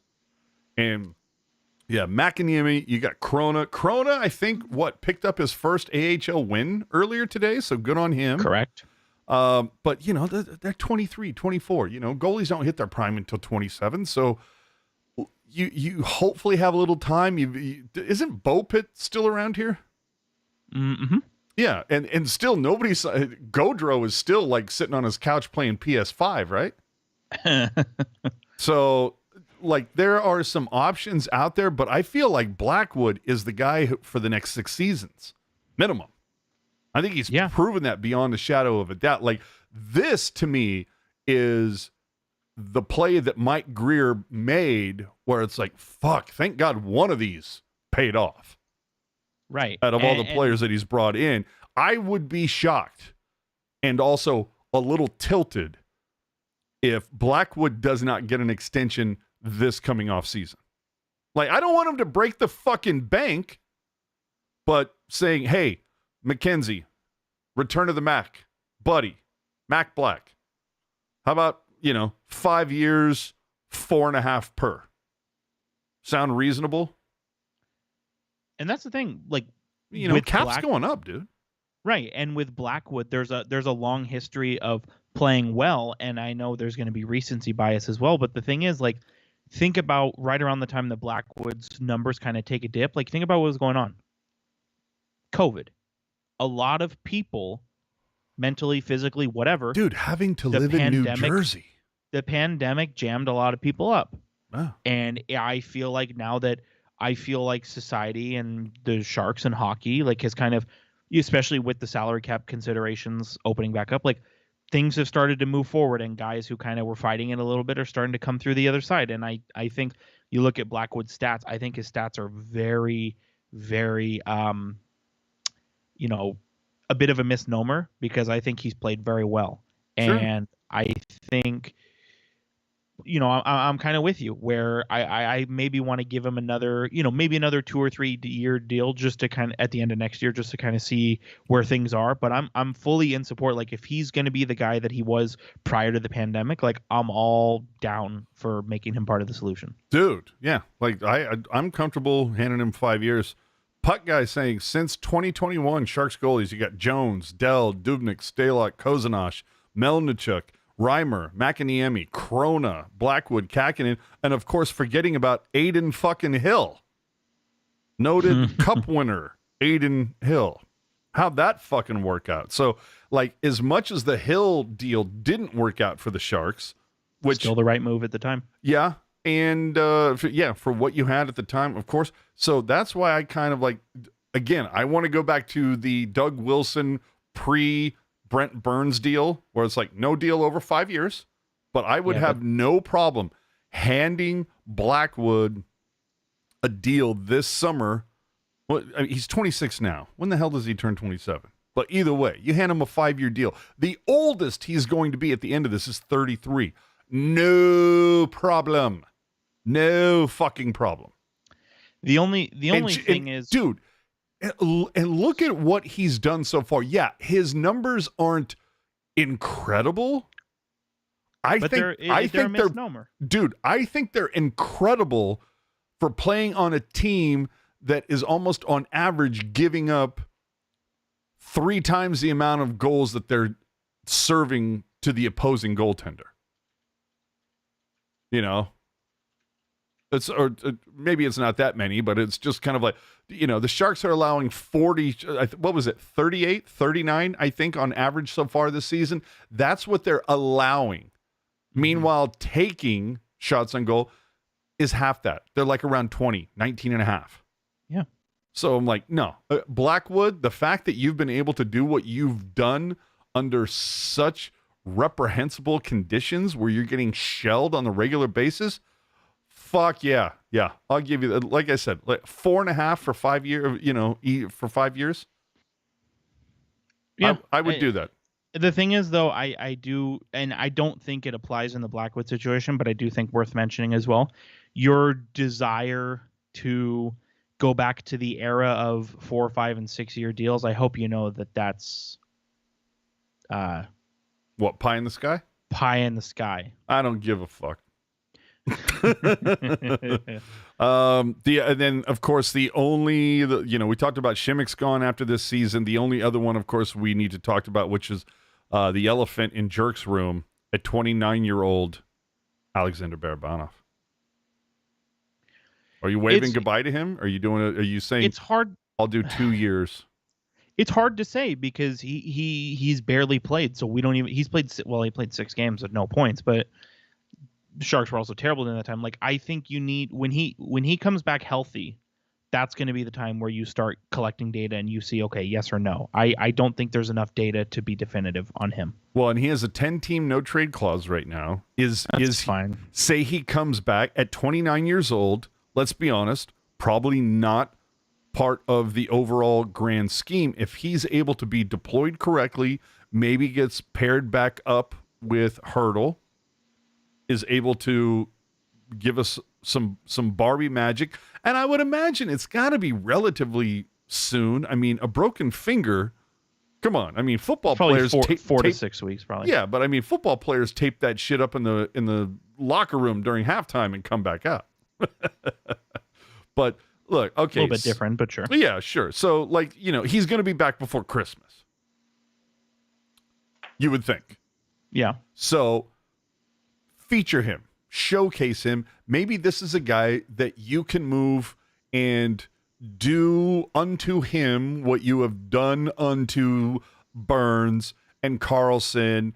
Who is it? Bonino or whatever, where you move a player, you work to move a player into a preferable situation for everybody. Don't want to give him away for free, but hopefully you move him to a situation that he's comfortable with, the return to the Sharks is comfortable with. Again, he's 29 years old. Again, not part of the solution, not part of the big plan. Yeah, not part of the big plan. I hope that works out. Like, hopefully, again, it's like there's a couple pieces here, whether it's LeBanc, it's Barabanov, it's clearly Mike Hoffman. That there's definitely a couple, and Jesus Christ, Granlund, if he could shit or get off the pot. But, all right, that's, man, did we go down that hole for a fucking while. So, with that, I mean, the Sharks, to me, have found the goalie of the future, but let's check in on some former Sharks real quick here. Dude, Timo, not doing that great in New Jersey, man. You follow the social media. There's some people that have burned Timo in effigy going, we gave up all of that for this fucking guy? It's because the system in New Jersey doesn't allow him to be a high-octane player, right? I mean, 10 points in 13 games is nice, but when you're minus 11 on a playoff team? Yeah. What about Brent Burns? Also kind of middle of the pack right now in Carolina, but it should also be noted that Carolina is letting goals in the way that, like, parents give away candy at Halloween. They still haven't figured out that their goaltending is shit. But, yeah. You know, maybe one day. Dude. But what did the Sharks get in return? It's working out so far. Yeah, we want the Devils to do well, dude, because better pick, right? Yeah, we need the Devils to go to the conference final at minimum, in a big way. But then, which is still on the table. I'm not. Oh, sure, they can figure it out. Hey, I mean, dude, wouldn't it be funny to watch the Devils and the Oilers get into a goddamn bidding war for, I don't know, Martin Jones? and then of course we're hoping that the Pens become Oilers East. Am I right? Pens need to suck. Right, for the pick? No, because if the Penguins versus top 10 protected. Oh, fuck. Okay, so they need to keep it. And they need to be bad, but not suck. Right. They need to be like no worse than 10th. Oh, okay. So they need to just barely not make the playoffs. Which is fine, because you can get quality at 11th overall. Absolutely, dude. I feel pretty good about Quentin Mustine. What was he taking? 28th?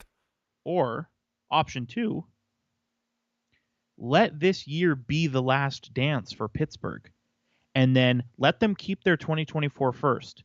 And then when they're potentially dog shit in 2025, then we'll take that first because it's unprotected. If you want to do the 4D, are you playing chess. 4D chess? If you want to do the 4D chess, like let this year be their last dance. Yeah, baby. And then let them be terrible next year. Hell right? Yeah. All right. Last week I asked if the team that lost the matchup between Edmonton and San Jose would hand out a pink slip. We talked about it a little bit earlier.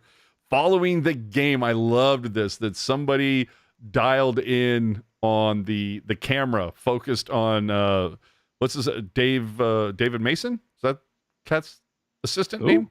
Dave Manson. Manson, excuse me.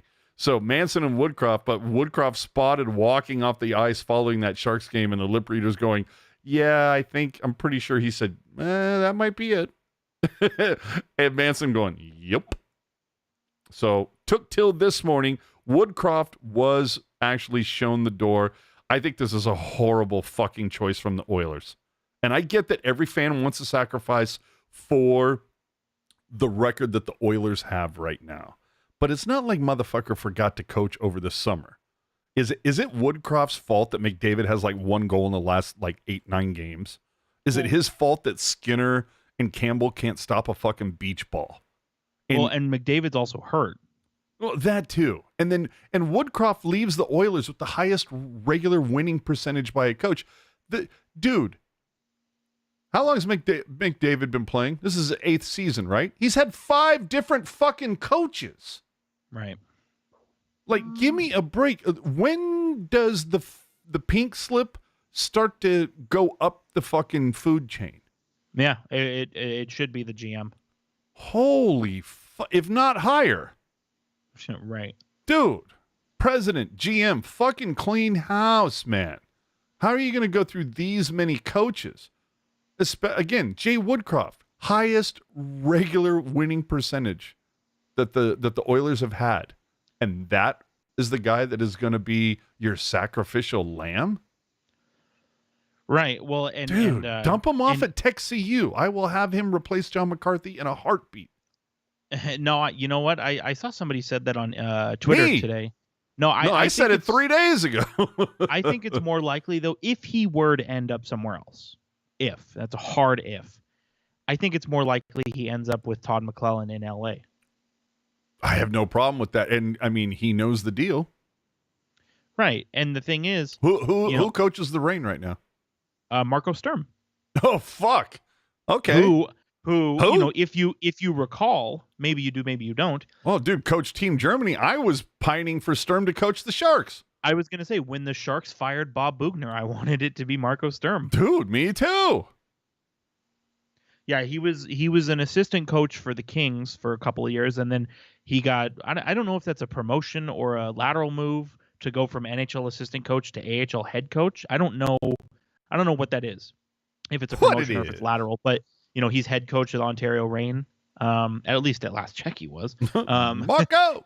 Yeah, he is. And he's a very, for how young he is in terms of coaching. Big time. Very good. Like, I wanted the Sharks to hire him, like I said, when they fired Bob Bugner. And let's be honest. It's a new NHL. Your Daryl Sutters of the world are not being listened to. They're being kicked to the curb. To me, Woodcroft is a more empathetic coach. I mean, everything that I heard about Jay Woodcroft while he was with the Sharks and while he was with the Oilers is like as an assistant has, and Jay Woodcroft, same thing, assistant coach at the NHL level, then became the head coach for the Bakersfield Condors. And now he, got promoted to be the head coach of the Oilers and obviously got fired. But everything I've heard about him has been extremely complimentary. And like you said, a real player's player, player's coach. And that's all I'm saying. I don't know. And Lacey in the chat saying, no, you put Woodcroft on the Sharks bench, move Scott Gordon to the AHL to take over from McCarthy. Dude, I'm sorry. He might be the nicest guy on the planet. But again, this is a results-oriented business. I'm fucking done with McCarthy. I think that was the absolutely wrong choice. I didn't think it was a great choice when it happened. I did on this subject, to me, I thought it was a penny pitching move, to be quite honest. Right. And on the subject, I wanted to make a note of the tweet that Ian put out this morning. It's amazing in the NHL how the guy who causes the problem gets to fire the people who couldn't make the most of the mess they were given to by the person doing the firing. Absolutely. And that's there's no better way to put it. All right. So I know we asked the question. You know what? I feel like, it's a quick 30 seconds. We're going to continue asking this until the game happens. Who's repping the Sharks at the All-Star game this season right now? Right now, I'm saying Blackwood. Yeah, I would probably say Blackwood. If not Hurdle, then Blackwood. Absolutely. Another thing the Sharks are going to have to deal with this season is through tonight's game, the Sharks have allowed 52 goals, 27, more than half, have come in the first or last 3 minutes of a period. Something. Good. Yeah, dude. And they talked about it during pre and post. Right now, the Sharks are third among shots on goal allowed in the last 63 years. That says something. Dude, we're like 2 hours in and we haven't even got to Hero and Zero because we went down the goddamn cap friendly. Here's my suggestion. Let's skip some shit. Or just be faster. I see one thing on here that I'm kind of like. I know. Okay, so Hero Zero. Done it before. All right, my hero for this week is Blackwood's chiropractor because if you're able to straighten out Mac Black's back after carrying this team for that long, good on you. Yeah. So you have my hero for the week, Jerk. I'm. I really don't want to run it back for the third week in a row, so I'm not going to. But what I am going to say in the hopes just that say the top line. No, I'm going to say, and I know this is going to be a controversial thing to say. Spicy meatball incoming. David Quinn. Who? And you kind of hit it on the head a little bit. David Quinn gets my hero of the week. For loading up the top line finally? Finally putting the top line that is currently in place together. Because guess what? The players who have been your best players so far this season, why not have them all play each other out? Yeah. My zero, Granlund, for all the words I said over the last 2 hours. Fair. Yours? My zero, and this one is a bit more personal, the NHL. So fuck. Oh, here we go. Spicy meatball. And now, by the way, when it comes to credentials for the NHL draft in Vegas next summer, just forget this happened. But because let me explain something to you. So for those here we go. And for anyone who doesn't know, okay, you must be new, but I'll share it anyway. Show. Well, don't talk about stupid crap. Anyway, got him. Well played. So for those who don't know, obviously I'm a Sharks fan living in Las Vegas. So they say. We have YouTube TV here. And for one reason or another, YouTube TV does not carry the channel that the Golden Knights games are on, which sucks if you have YouTube TV and you're a Golden Knights fan, but it happens, whatever. Well, no, wasn't that a big RSN thing that was in the news last summer or something? I don't know. Okay. But I digress. YouTube TV does not carry the Golden Knights, the channel the Golden Knights are on, which is unfortunate if you're a Knights fan and you have. Well, it's really stupid if you're in Vegas. But go Right. ahead. And so I go and I say, okay, well, can't watch it on YouTube TV, so I guess Ahoy, matey. I'll subject myself to the Sharks broadcast. I have an ESPN Plus subscription. Oh, but sorry, you're watching the Golden Knights on ESPN Plus in Vegas. We're not doing that. We're gonna black you out. Ahoy, matey. So, but also the So just fucking stupid. again, like, and I know I've been very much like, hey, the TV package is what it is. You need to just deal with it, What guy. it is. That's definitely been my take. But at the same time, if you want people to watch your product, don't black them out. If I live in Vegas and want to watch the Golden Knights on ESPN Plus, let me. Just let me. Because not everybody has cable. Well, dude, to be fair, I'll be shocked if we're not like 3 years away from everything just essentially being pay-per-view because it garners the most cash. I don't know. All right. So, good zero, though. I appreciate that. I support that choice. Absolutely support that choice. All right. Let's finish this shit out. They induct. Oh, man. And I have so much more to talk about. And definitely a couple things that I can get into. But anyway, let's hit this quick. Excuse me. All right. They inducted Patrick Marleau into the San Jose Sports Hall of Fame this week. Can somebody tell me what the problem with this is? It's a beautiful plaque. Don't get me wrong. It's good looking.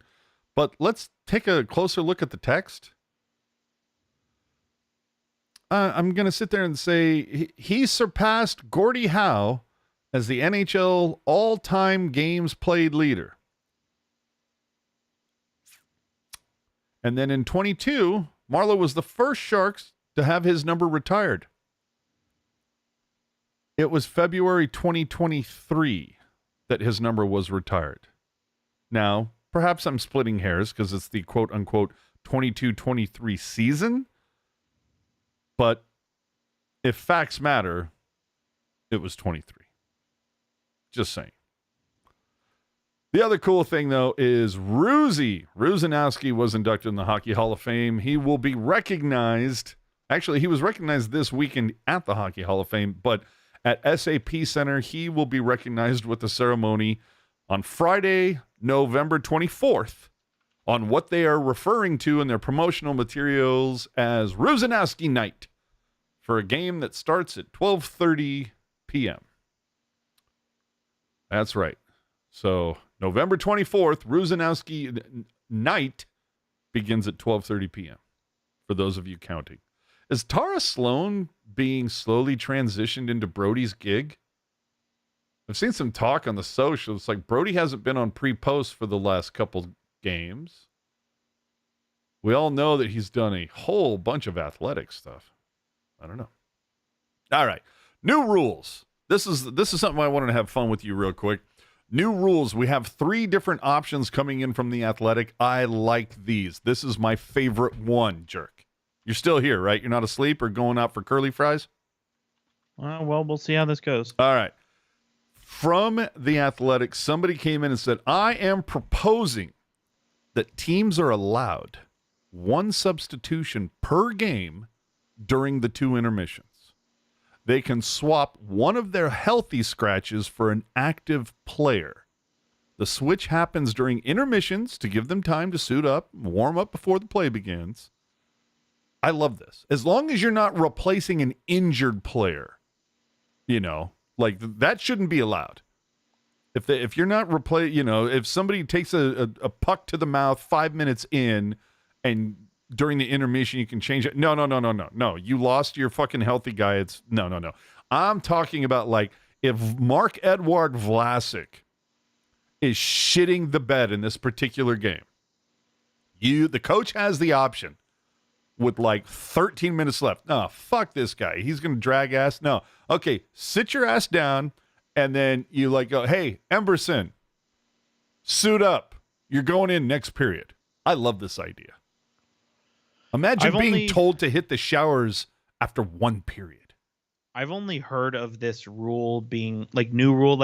I've only heard it being suggested in the context of a player being injured. I don't think I want the I don't opposite. think the NHLPA would not go for this whatsoever. Would. No. We're just, who gives a shit about the PA? We're just talking about how fucking cool would this be? Right, but I mean, if you want a rule changed, the NHLPA does have to be given a shit about.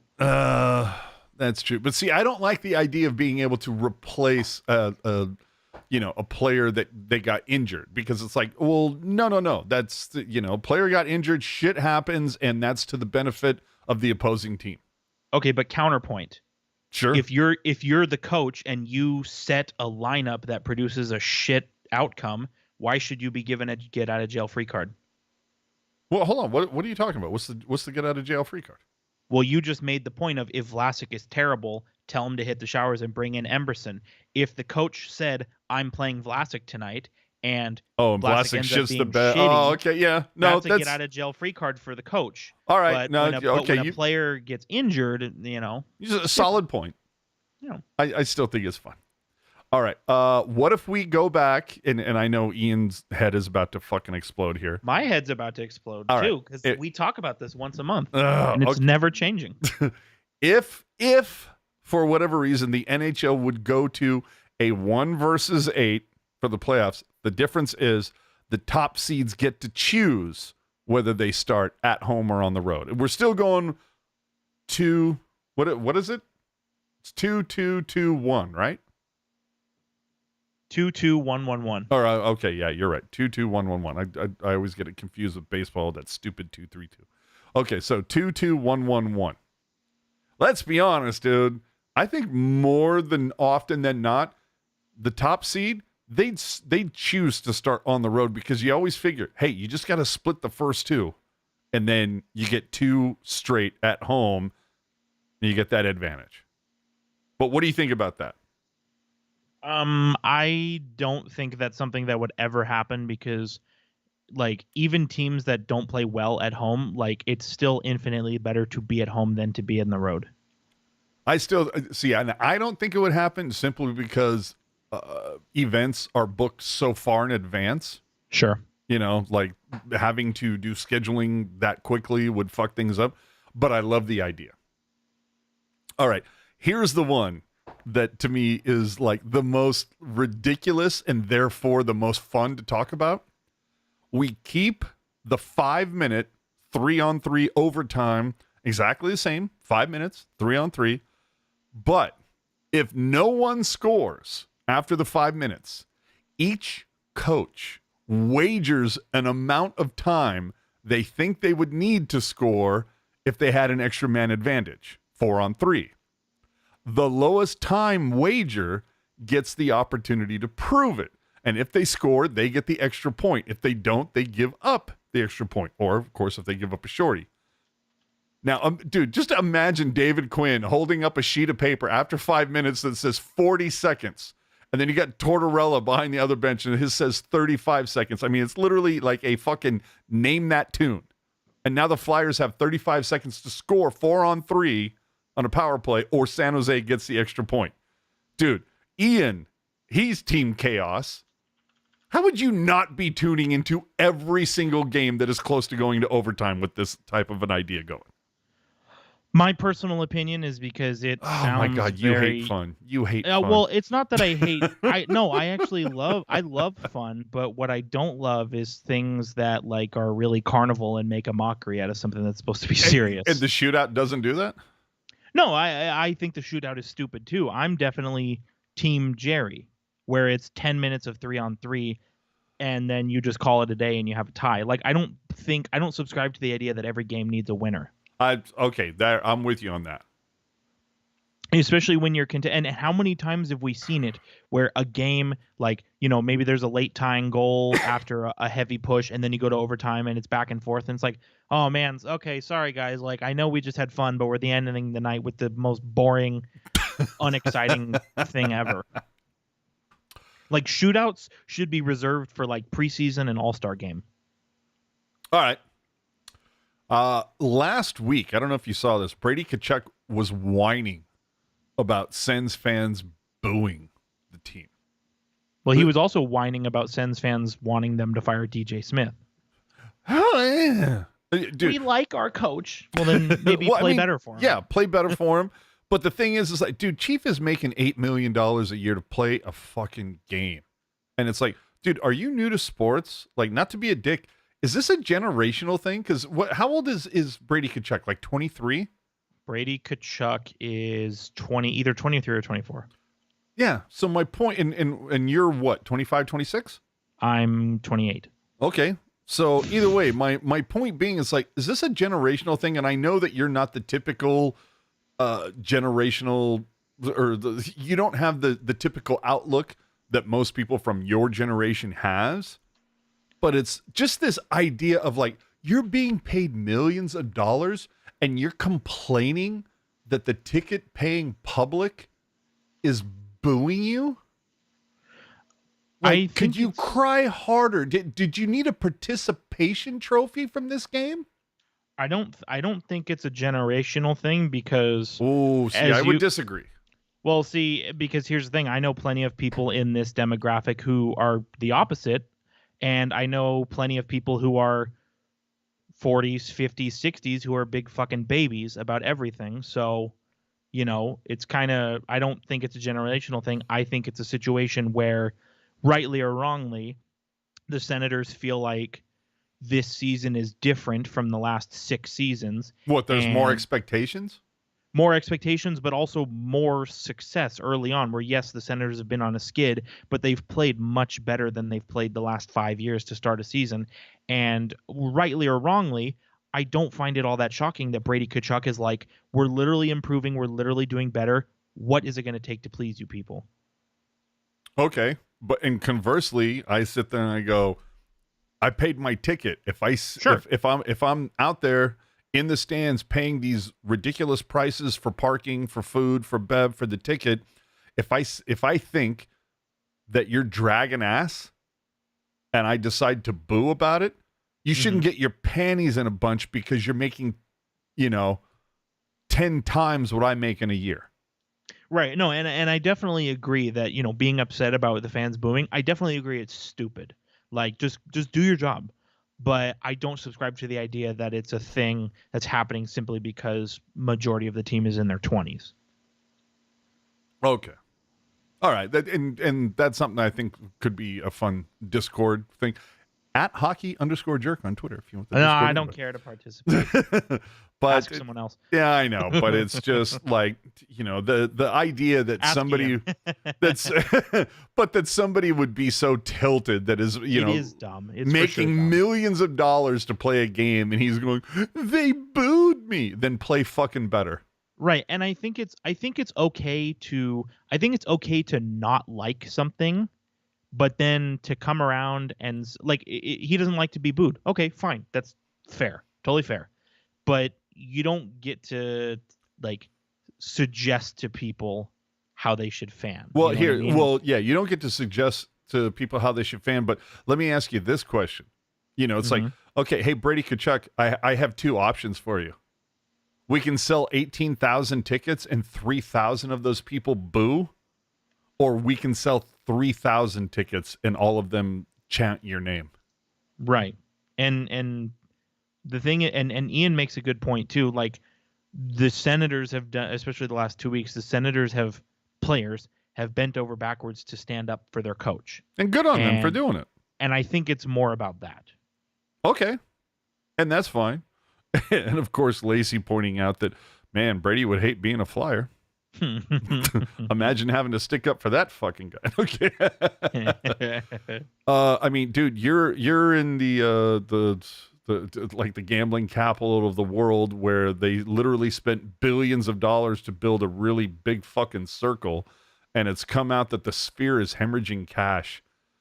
In order to like drive some sort of traffic there, but should they hold the draft or the awards there? I don't know how big this is. Is this the same size? Because I know you too played there. Is it the same or larger than T-Mobile? When it comes to seating and all of that shit, like what's the big fucking drive to go there besides the fact that you're like in a huge circle? Well, so the visuals like of going to a show, the visuals are Epic. really cool. They're really epic, and it's definitely a cool experience. You know, I've seen some videos and some pictures, but the problem is, you know, since they've been open, which is, you know, about 6 weeks now, Has they've it only been 6 weeks? Yeah, Wow. they've only had one event. You too. Now, I should say, they've only had one act, right? Like that thing should be filled with anybody who's willing to jump in there.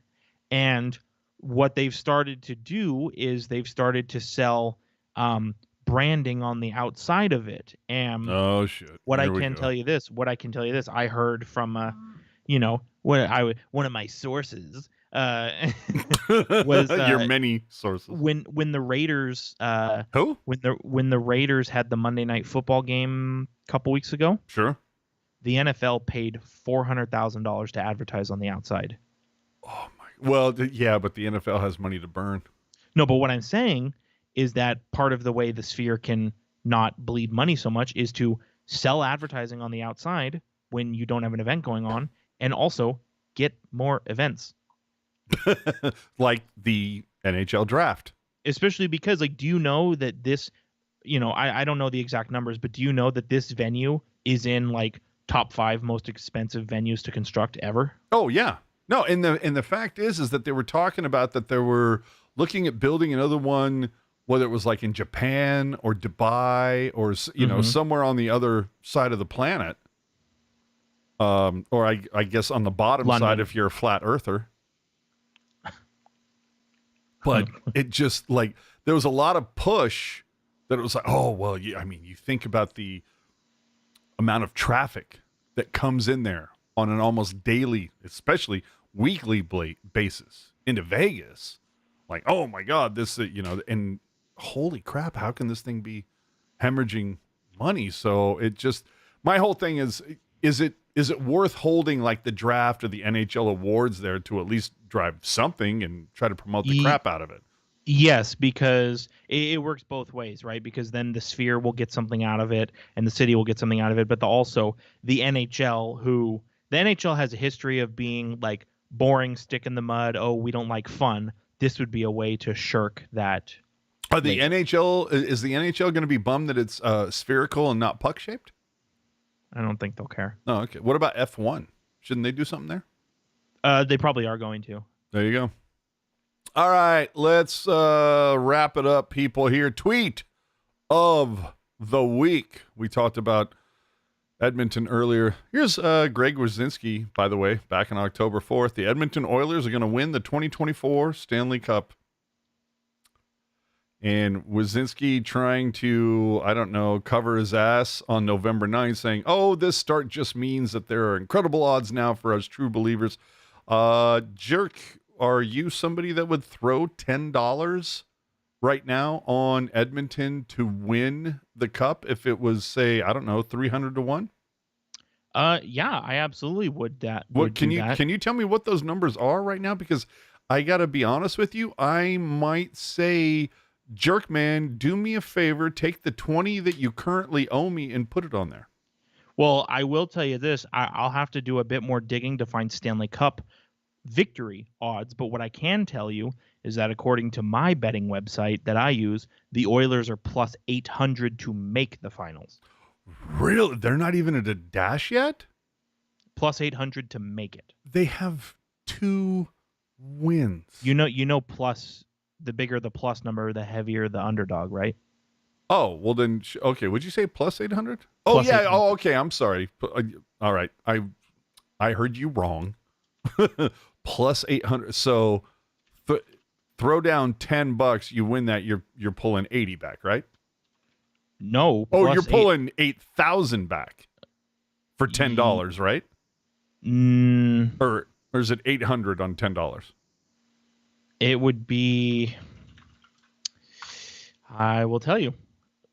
So if you put $10 on plus 800, that's $8,000, right? No, $80. Fuck you. That can't possibly be right. It is right because You said it's plus 800. Correct. Which means so $10. means, Okay. No. You got it. Yeah. Never mind. I got you. Okay, yeah, that $10 to win 80. Yeah, not buying it. I don't know though. If you have $10 to spare, like say I have 20 from you. But what I'm saying is, say you win a bet and you're up. Why not? All right. Okay, something we can talk off online. By the way, for those of you who don't know, Fanatics still sucks. Patrick Marleau in Toronto for the Legends game. And, of course, what happens? They have NHL auctions. They're going to, because we've come to this point over the last... Did this start at COVID? I mean, you're familiar with this whole thing where they just started fucking selling and auctioning anything that wasn't nailed down. Mm-hmm. And now we have NHL auctions, a quote-unquote Fanatics experience. And what happens? It's the Sharks page. Says it right at the top. It's got the banner. Patrick Marleau, game worn, autographed, Legends. They used a fucking photo of him wearing a Toronto Maple Leafs jersey.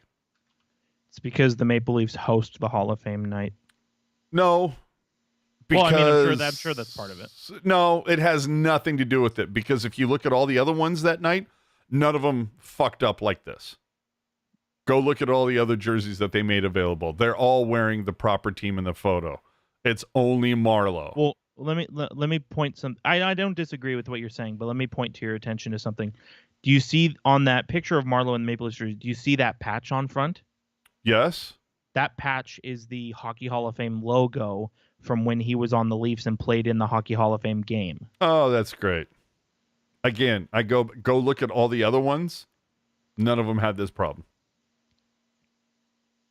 And if what you're saying is, I'm not. If what you're saying is true, I'm not saying no. I've never known you to be a bullshitter.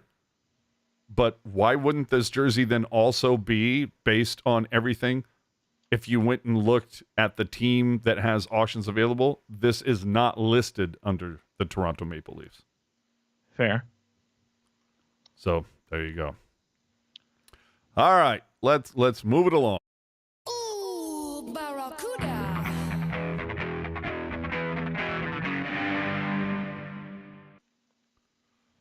Ooh, baby. The Barracuda split a pair against Jona Gadjevic, Alex True, and the Charlotte Checkers this weekend. Friday saw the Barracuda lose 5-3 while Gadjevic netted 2 goals. Meanwhile, Bordelot had a goal and an assist. But earlier tonight, the Cuda came back, won 5-1. Bordelot yet again a goal and assist, while Cole Castles and Ethan Cardwell both picked up a pair of helpers. Again, going back to my point that I mentioned earlier, right there in 2 games, Bordelot, 2 goals, 2 assists, and he's not a better option than Granlund or Carpenter. Okay, but the Cuda remain 9th of 10 in the Pacific, clearly needing to find a win streak. Gushkin's still at the top of the stats board, and for some reason, McCarthy is still the head coach.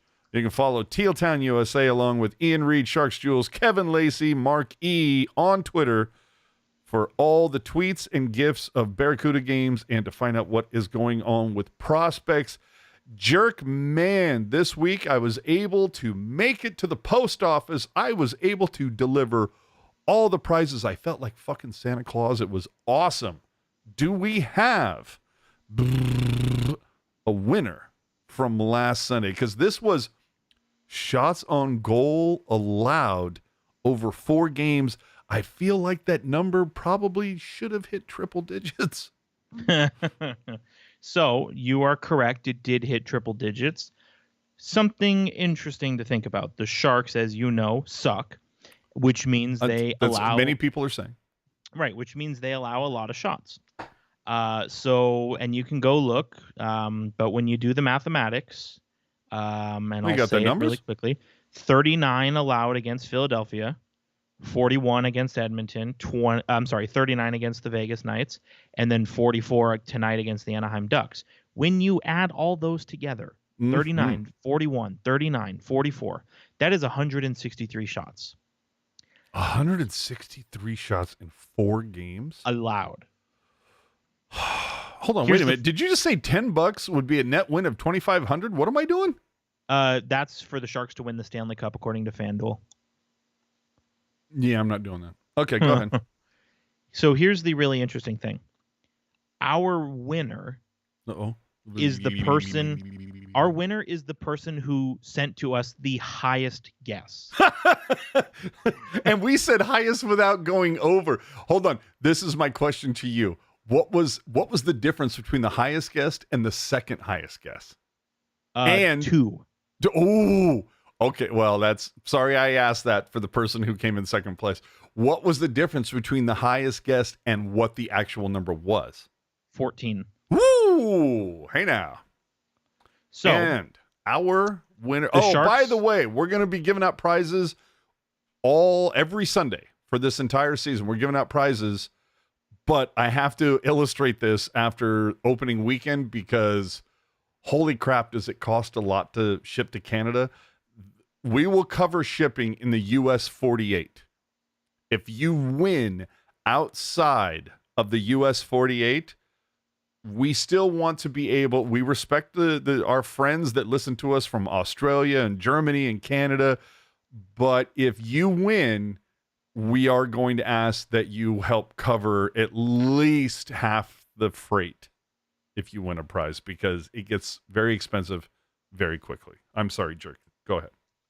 So, the Sharks allowed 163 shots on goal in 4 games this week. Your winner, long-time listener. Oh, can I guess? No. All right. Long-time listener, long-time commenter in the chat, long-time giveaway contest enterer, first-time winner. Yes, I love a first-time winner. Uriel last week, I was like so jacked. All right. With the guess of 149 shots on goal. I know they were in the chat earlier tonight. I don't know about now. Bozosaurus 666. Oh, hell yeah. I know they were in the chat earlier tonight. I don't know about now. First-time winner. First-time winner, long-time listener, long-time commenter, long-time giveaway enterer. Awesome. And let me ask you this. Are they in the US 48? Not too sure. Oh, shit. All right. Well, I sent off an email looking for the shipping address, waiting for that response. If they're in the chat, I guess we'll know. If they're... Oh, there we go. There's a comment right there. I'm so happy. Well, you should be. Oh, dude, that's so awesome. I love it when we get new winners because I love it when they're here. Yes. But let's be honest. The thing is that the questions that we're asking, anybody can get in on it. And the thing is, if San Jose native, okay, that just means you were born there. Does that mean you're still there? But the thing is, I love that these questions, Jerry F could literally win 3 weeks in a row. Mm-hmm. At some point, though, I do think that we might have to put some sort of embargo or limit, like, okay, we may have to go to the next caller, Counterpoint. Okay. Winning this contest requires no skill. I mean, it requires a little... I mean, you have to be familiar with the fundamentals of hockey, right? But, there's no mathematical equation or data that could put you to this number. It's really just a best guess. And so I don't know that we should restrict somebody from winning multiple times in a row if they are just that lucky at a best guess. You know what I mean? All right. Unless let's see what happens. Ridiculous. Well, I was going to say, you know what? Let's burn that bridge when we get there. That's awesome. And you know what? Bozosaurus lives in San Jose. Maybe you do the old drop it at the bus stop and say, okay, it's in the brown paper bag, go get it. All right, so Bozo, that's awesome. That is so cool. Like I said, who's our chief? I mean, Jerry already won this season, longtime listener. Uriel, yep, been around for a hot minute. So and CL and the Grease won the first one. Oh, yep. The Grease, if you're around, I checked. you should be receiving your prize pack sometime this week, because again, that one had to go to Canada. Everybody else that I've looked up, they've all arrived. Okay. And as we get close, the first weekend, prize pack, lunchbox, bobblehead, jersey. Gave out a couple of those. Since then, been a bobblehead, couple jerseys. That's where we're at. Thanksgiving, maybe the weekend before, maybe the weekend after, feeling a little bit of that giving mood as we get closer to Christmas. Maybe might have to hand out a few more prize packs, because bizarrely enough, there is a like medium flat rate box that I swear to God, all three of those items fit in perfectly. Like, it's ridiculous how perfect they fit in, along with the Teal Town USA coaster. So I think we'll probably do those as the giving season approaches. So with that being said, what are we going to do? There's only 2 games this week. How do we knock these pins down for a prize? Well, I mean, should we just go like nuts and just be like first Sharks goal? Here's the only problem. First primary assist? Okay. Here's the only problem with that is what happens if half the field gets it right. Exactly. So that's why I'm saying it's like I don't mind 1 or 2 duplicate winners. We can't have, we like earlier. I think we topped that at like 96 live viewers.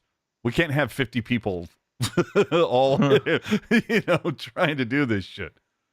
So that's why I'm saying, help me out here. So week 1 was penalties drawn. Week 2 was save percentage. Week 3 was shots on goal. Week 4 was shots allowed. Now here we are in week 5. Because it has to be. Hold on. It has to be something that has variety. You know what I mean? Goals allowed average. One more time. Say, is that a question? Goals allowed average. GAA. Like GAA in the 2 games. Yeah. Because there's only 2. Sure. Yeah. Yeah. GAA combined over the 2 games. Or here's something else. Okay. Hey, spicy meatball. Throw it.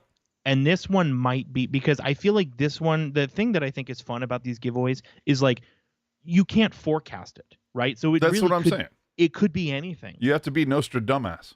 What if, and maybe we save this one for a week where there's more games, but what if one of the questions was Sharks blocked shots?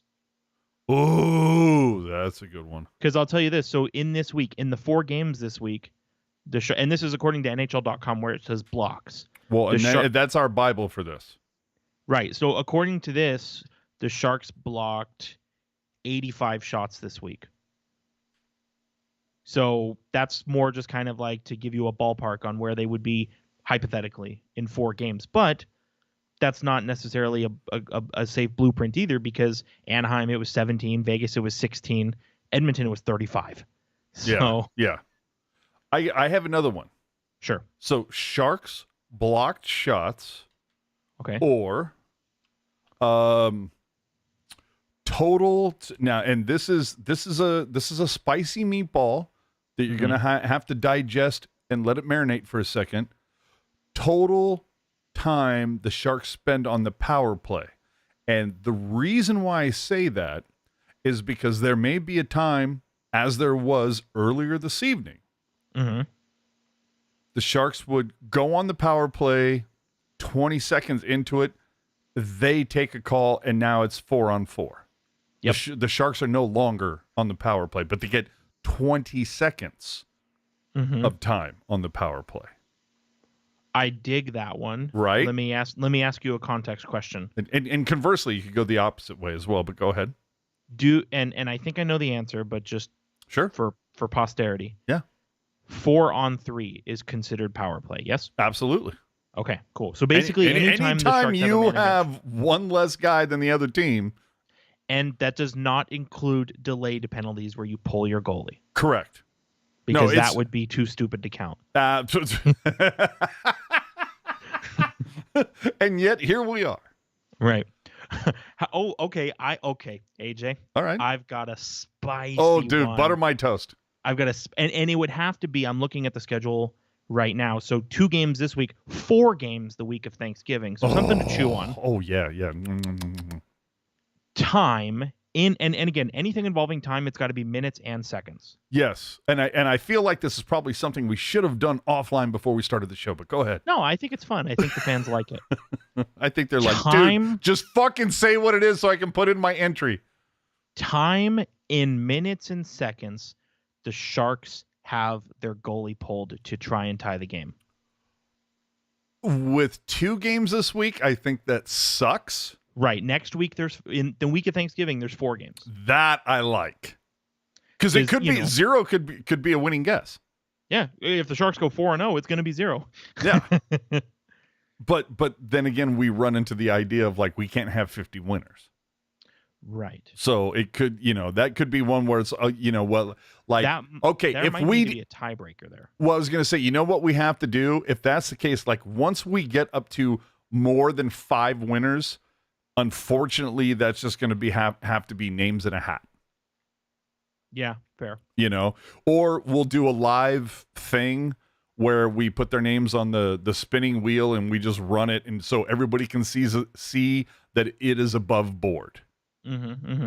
But again, we go back to what the fuck are we going to do this week, dude? Well, I like yours about time on the power play. I like yours because it's only 2 games this week, and it's I like block shots better. Okay, that's fine. I mean, whatever. I'm down for whatever. All right, so this is it, everybody. And get your pencils out. Yeah, and get your don't pencils. Put it in the chat. Don't put it in the chat. Yeah, don't put it in the chat.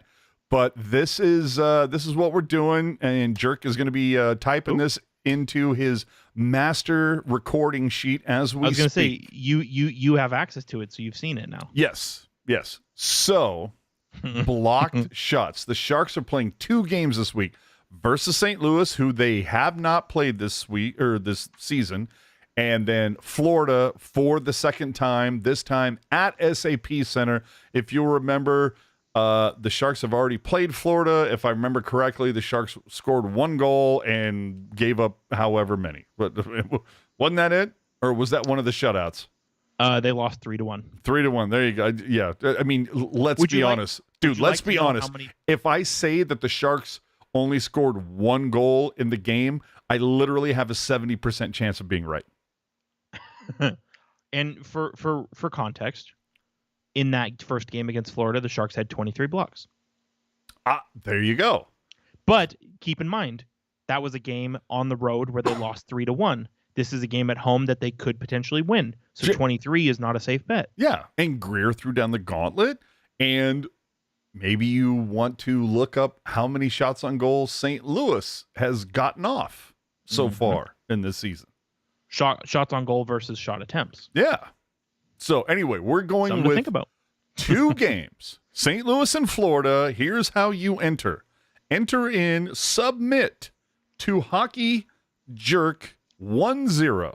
That's all one word. hockeyjerk10 at gmail.com with your answer.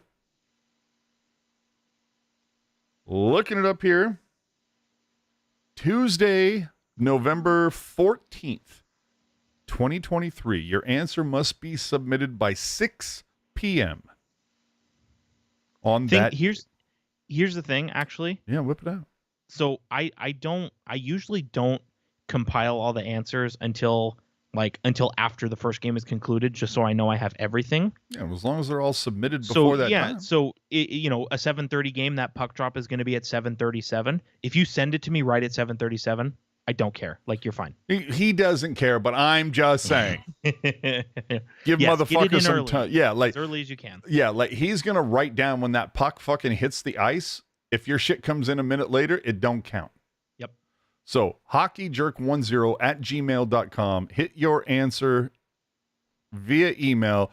Total amount of shots that the Sharks will block versus St. Louis and Florida.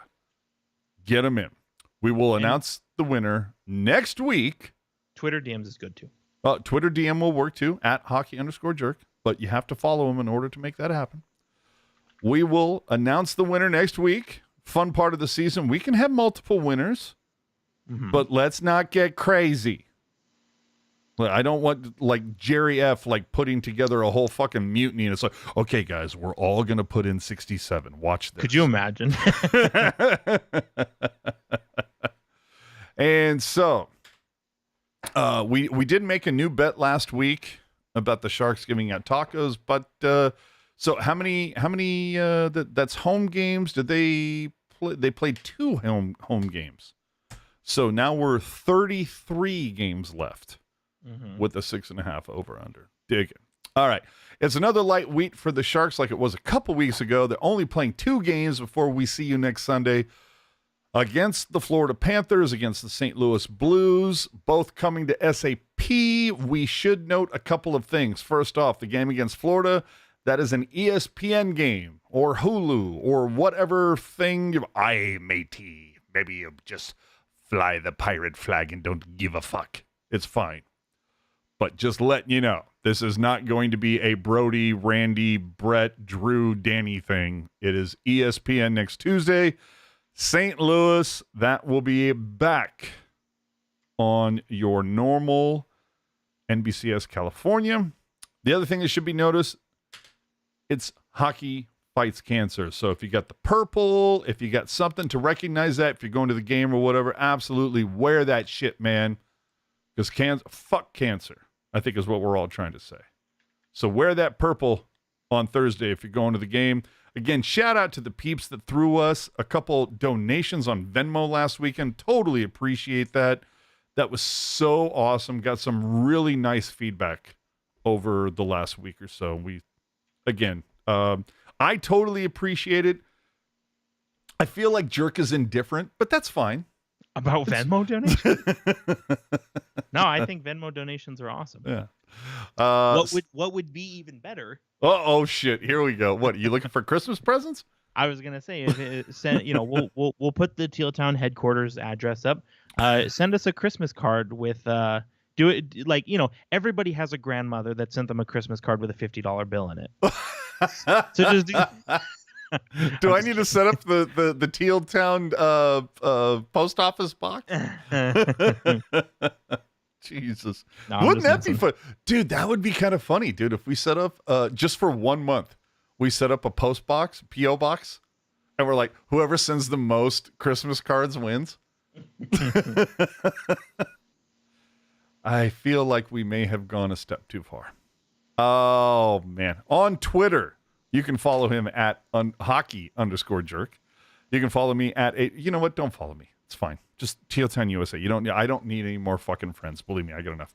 Remember to subscribe to the YouTube channel here, Teal Town USA. Leave your take in the comments section of this video if you were not able to join us live. And even if you were with us live, leave a comment in there, man. We love to talk to you, especially Ian. Ian has never met a conversation he didn't want to be a part of.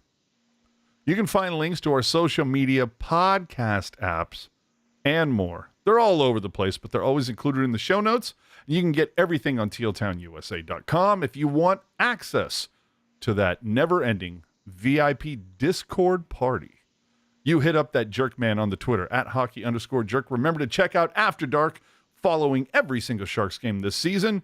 And Jerk, I will throw it to you. Do you have any final thoughts after being on air for almost 3 fucking hours? How the hell did this happen? Final thoughts are, let's get out of here so I can put my dog to bed and then go to sleep. Hold on. When did you get a dog? I've had a dog for over a year. Are you serious? Yeah. Well, I feel like we should probably talk more. Hey, I'm always around except when I'm not. Hold on. Where the hell was Lacey? Did Lacey go to get Jack in the Box or something? He says, congrats to Marleau on the SJ Hall of Fame induction. We talked about that already, man. Oh, there we go. Michael Molasses, noted Nieto fan. Who do I message about the idea of Teal Town USA merchandise? At Teal Town USA, baby, on Twitter. If you're interested, we can make some shit happen. I'm not getting you a fucking Teal Town USA lid, though. I've seen your melon with that big thing that you're wearing around, dude. I don't know. So, Jerk, I just got to say, Say it. Can we make a gentleman's agreement from this point on that, because I think there's about at least 7 more of these, maybe 8. Can we make a gentleman's... What is these? After dark takeovers. Gotcha. Okay. Can we make a gentleman's agreement? None of them ever go as long as tonight did. Yeah, that's fine. I support that. Room in the budget. Words I love.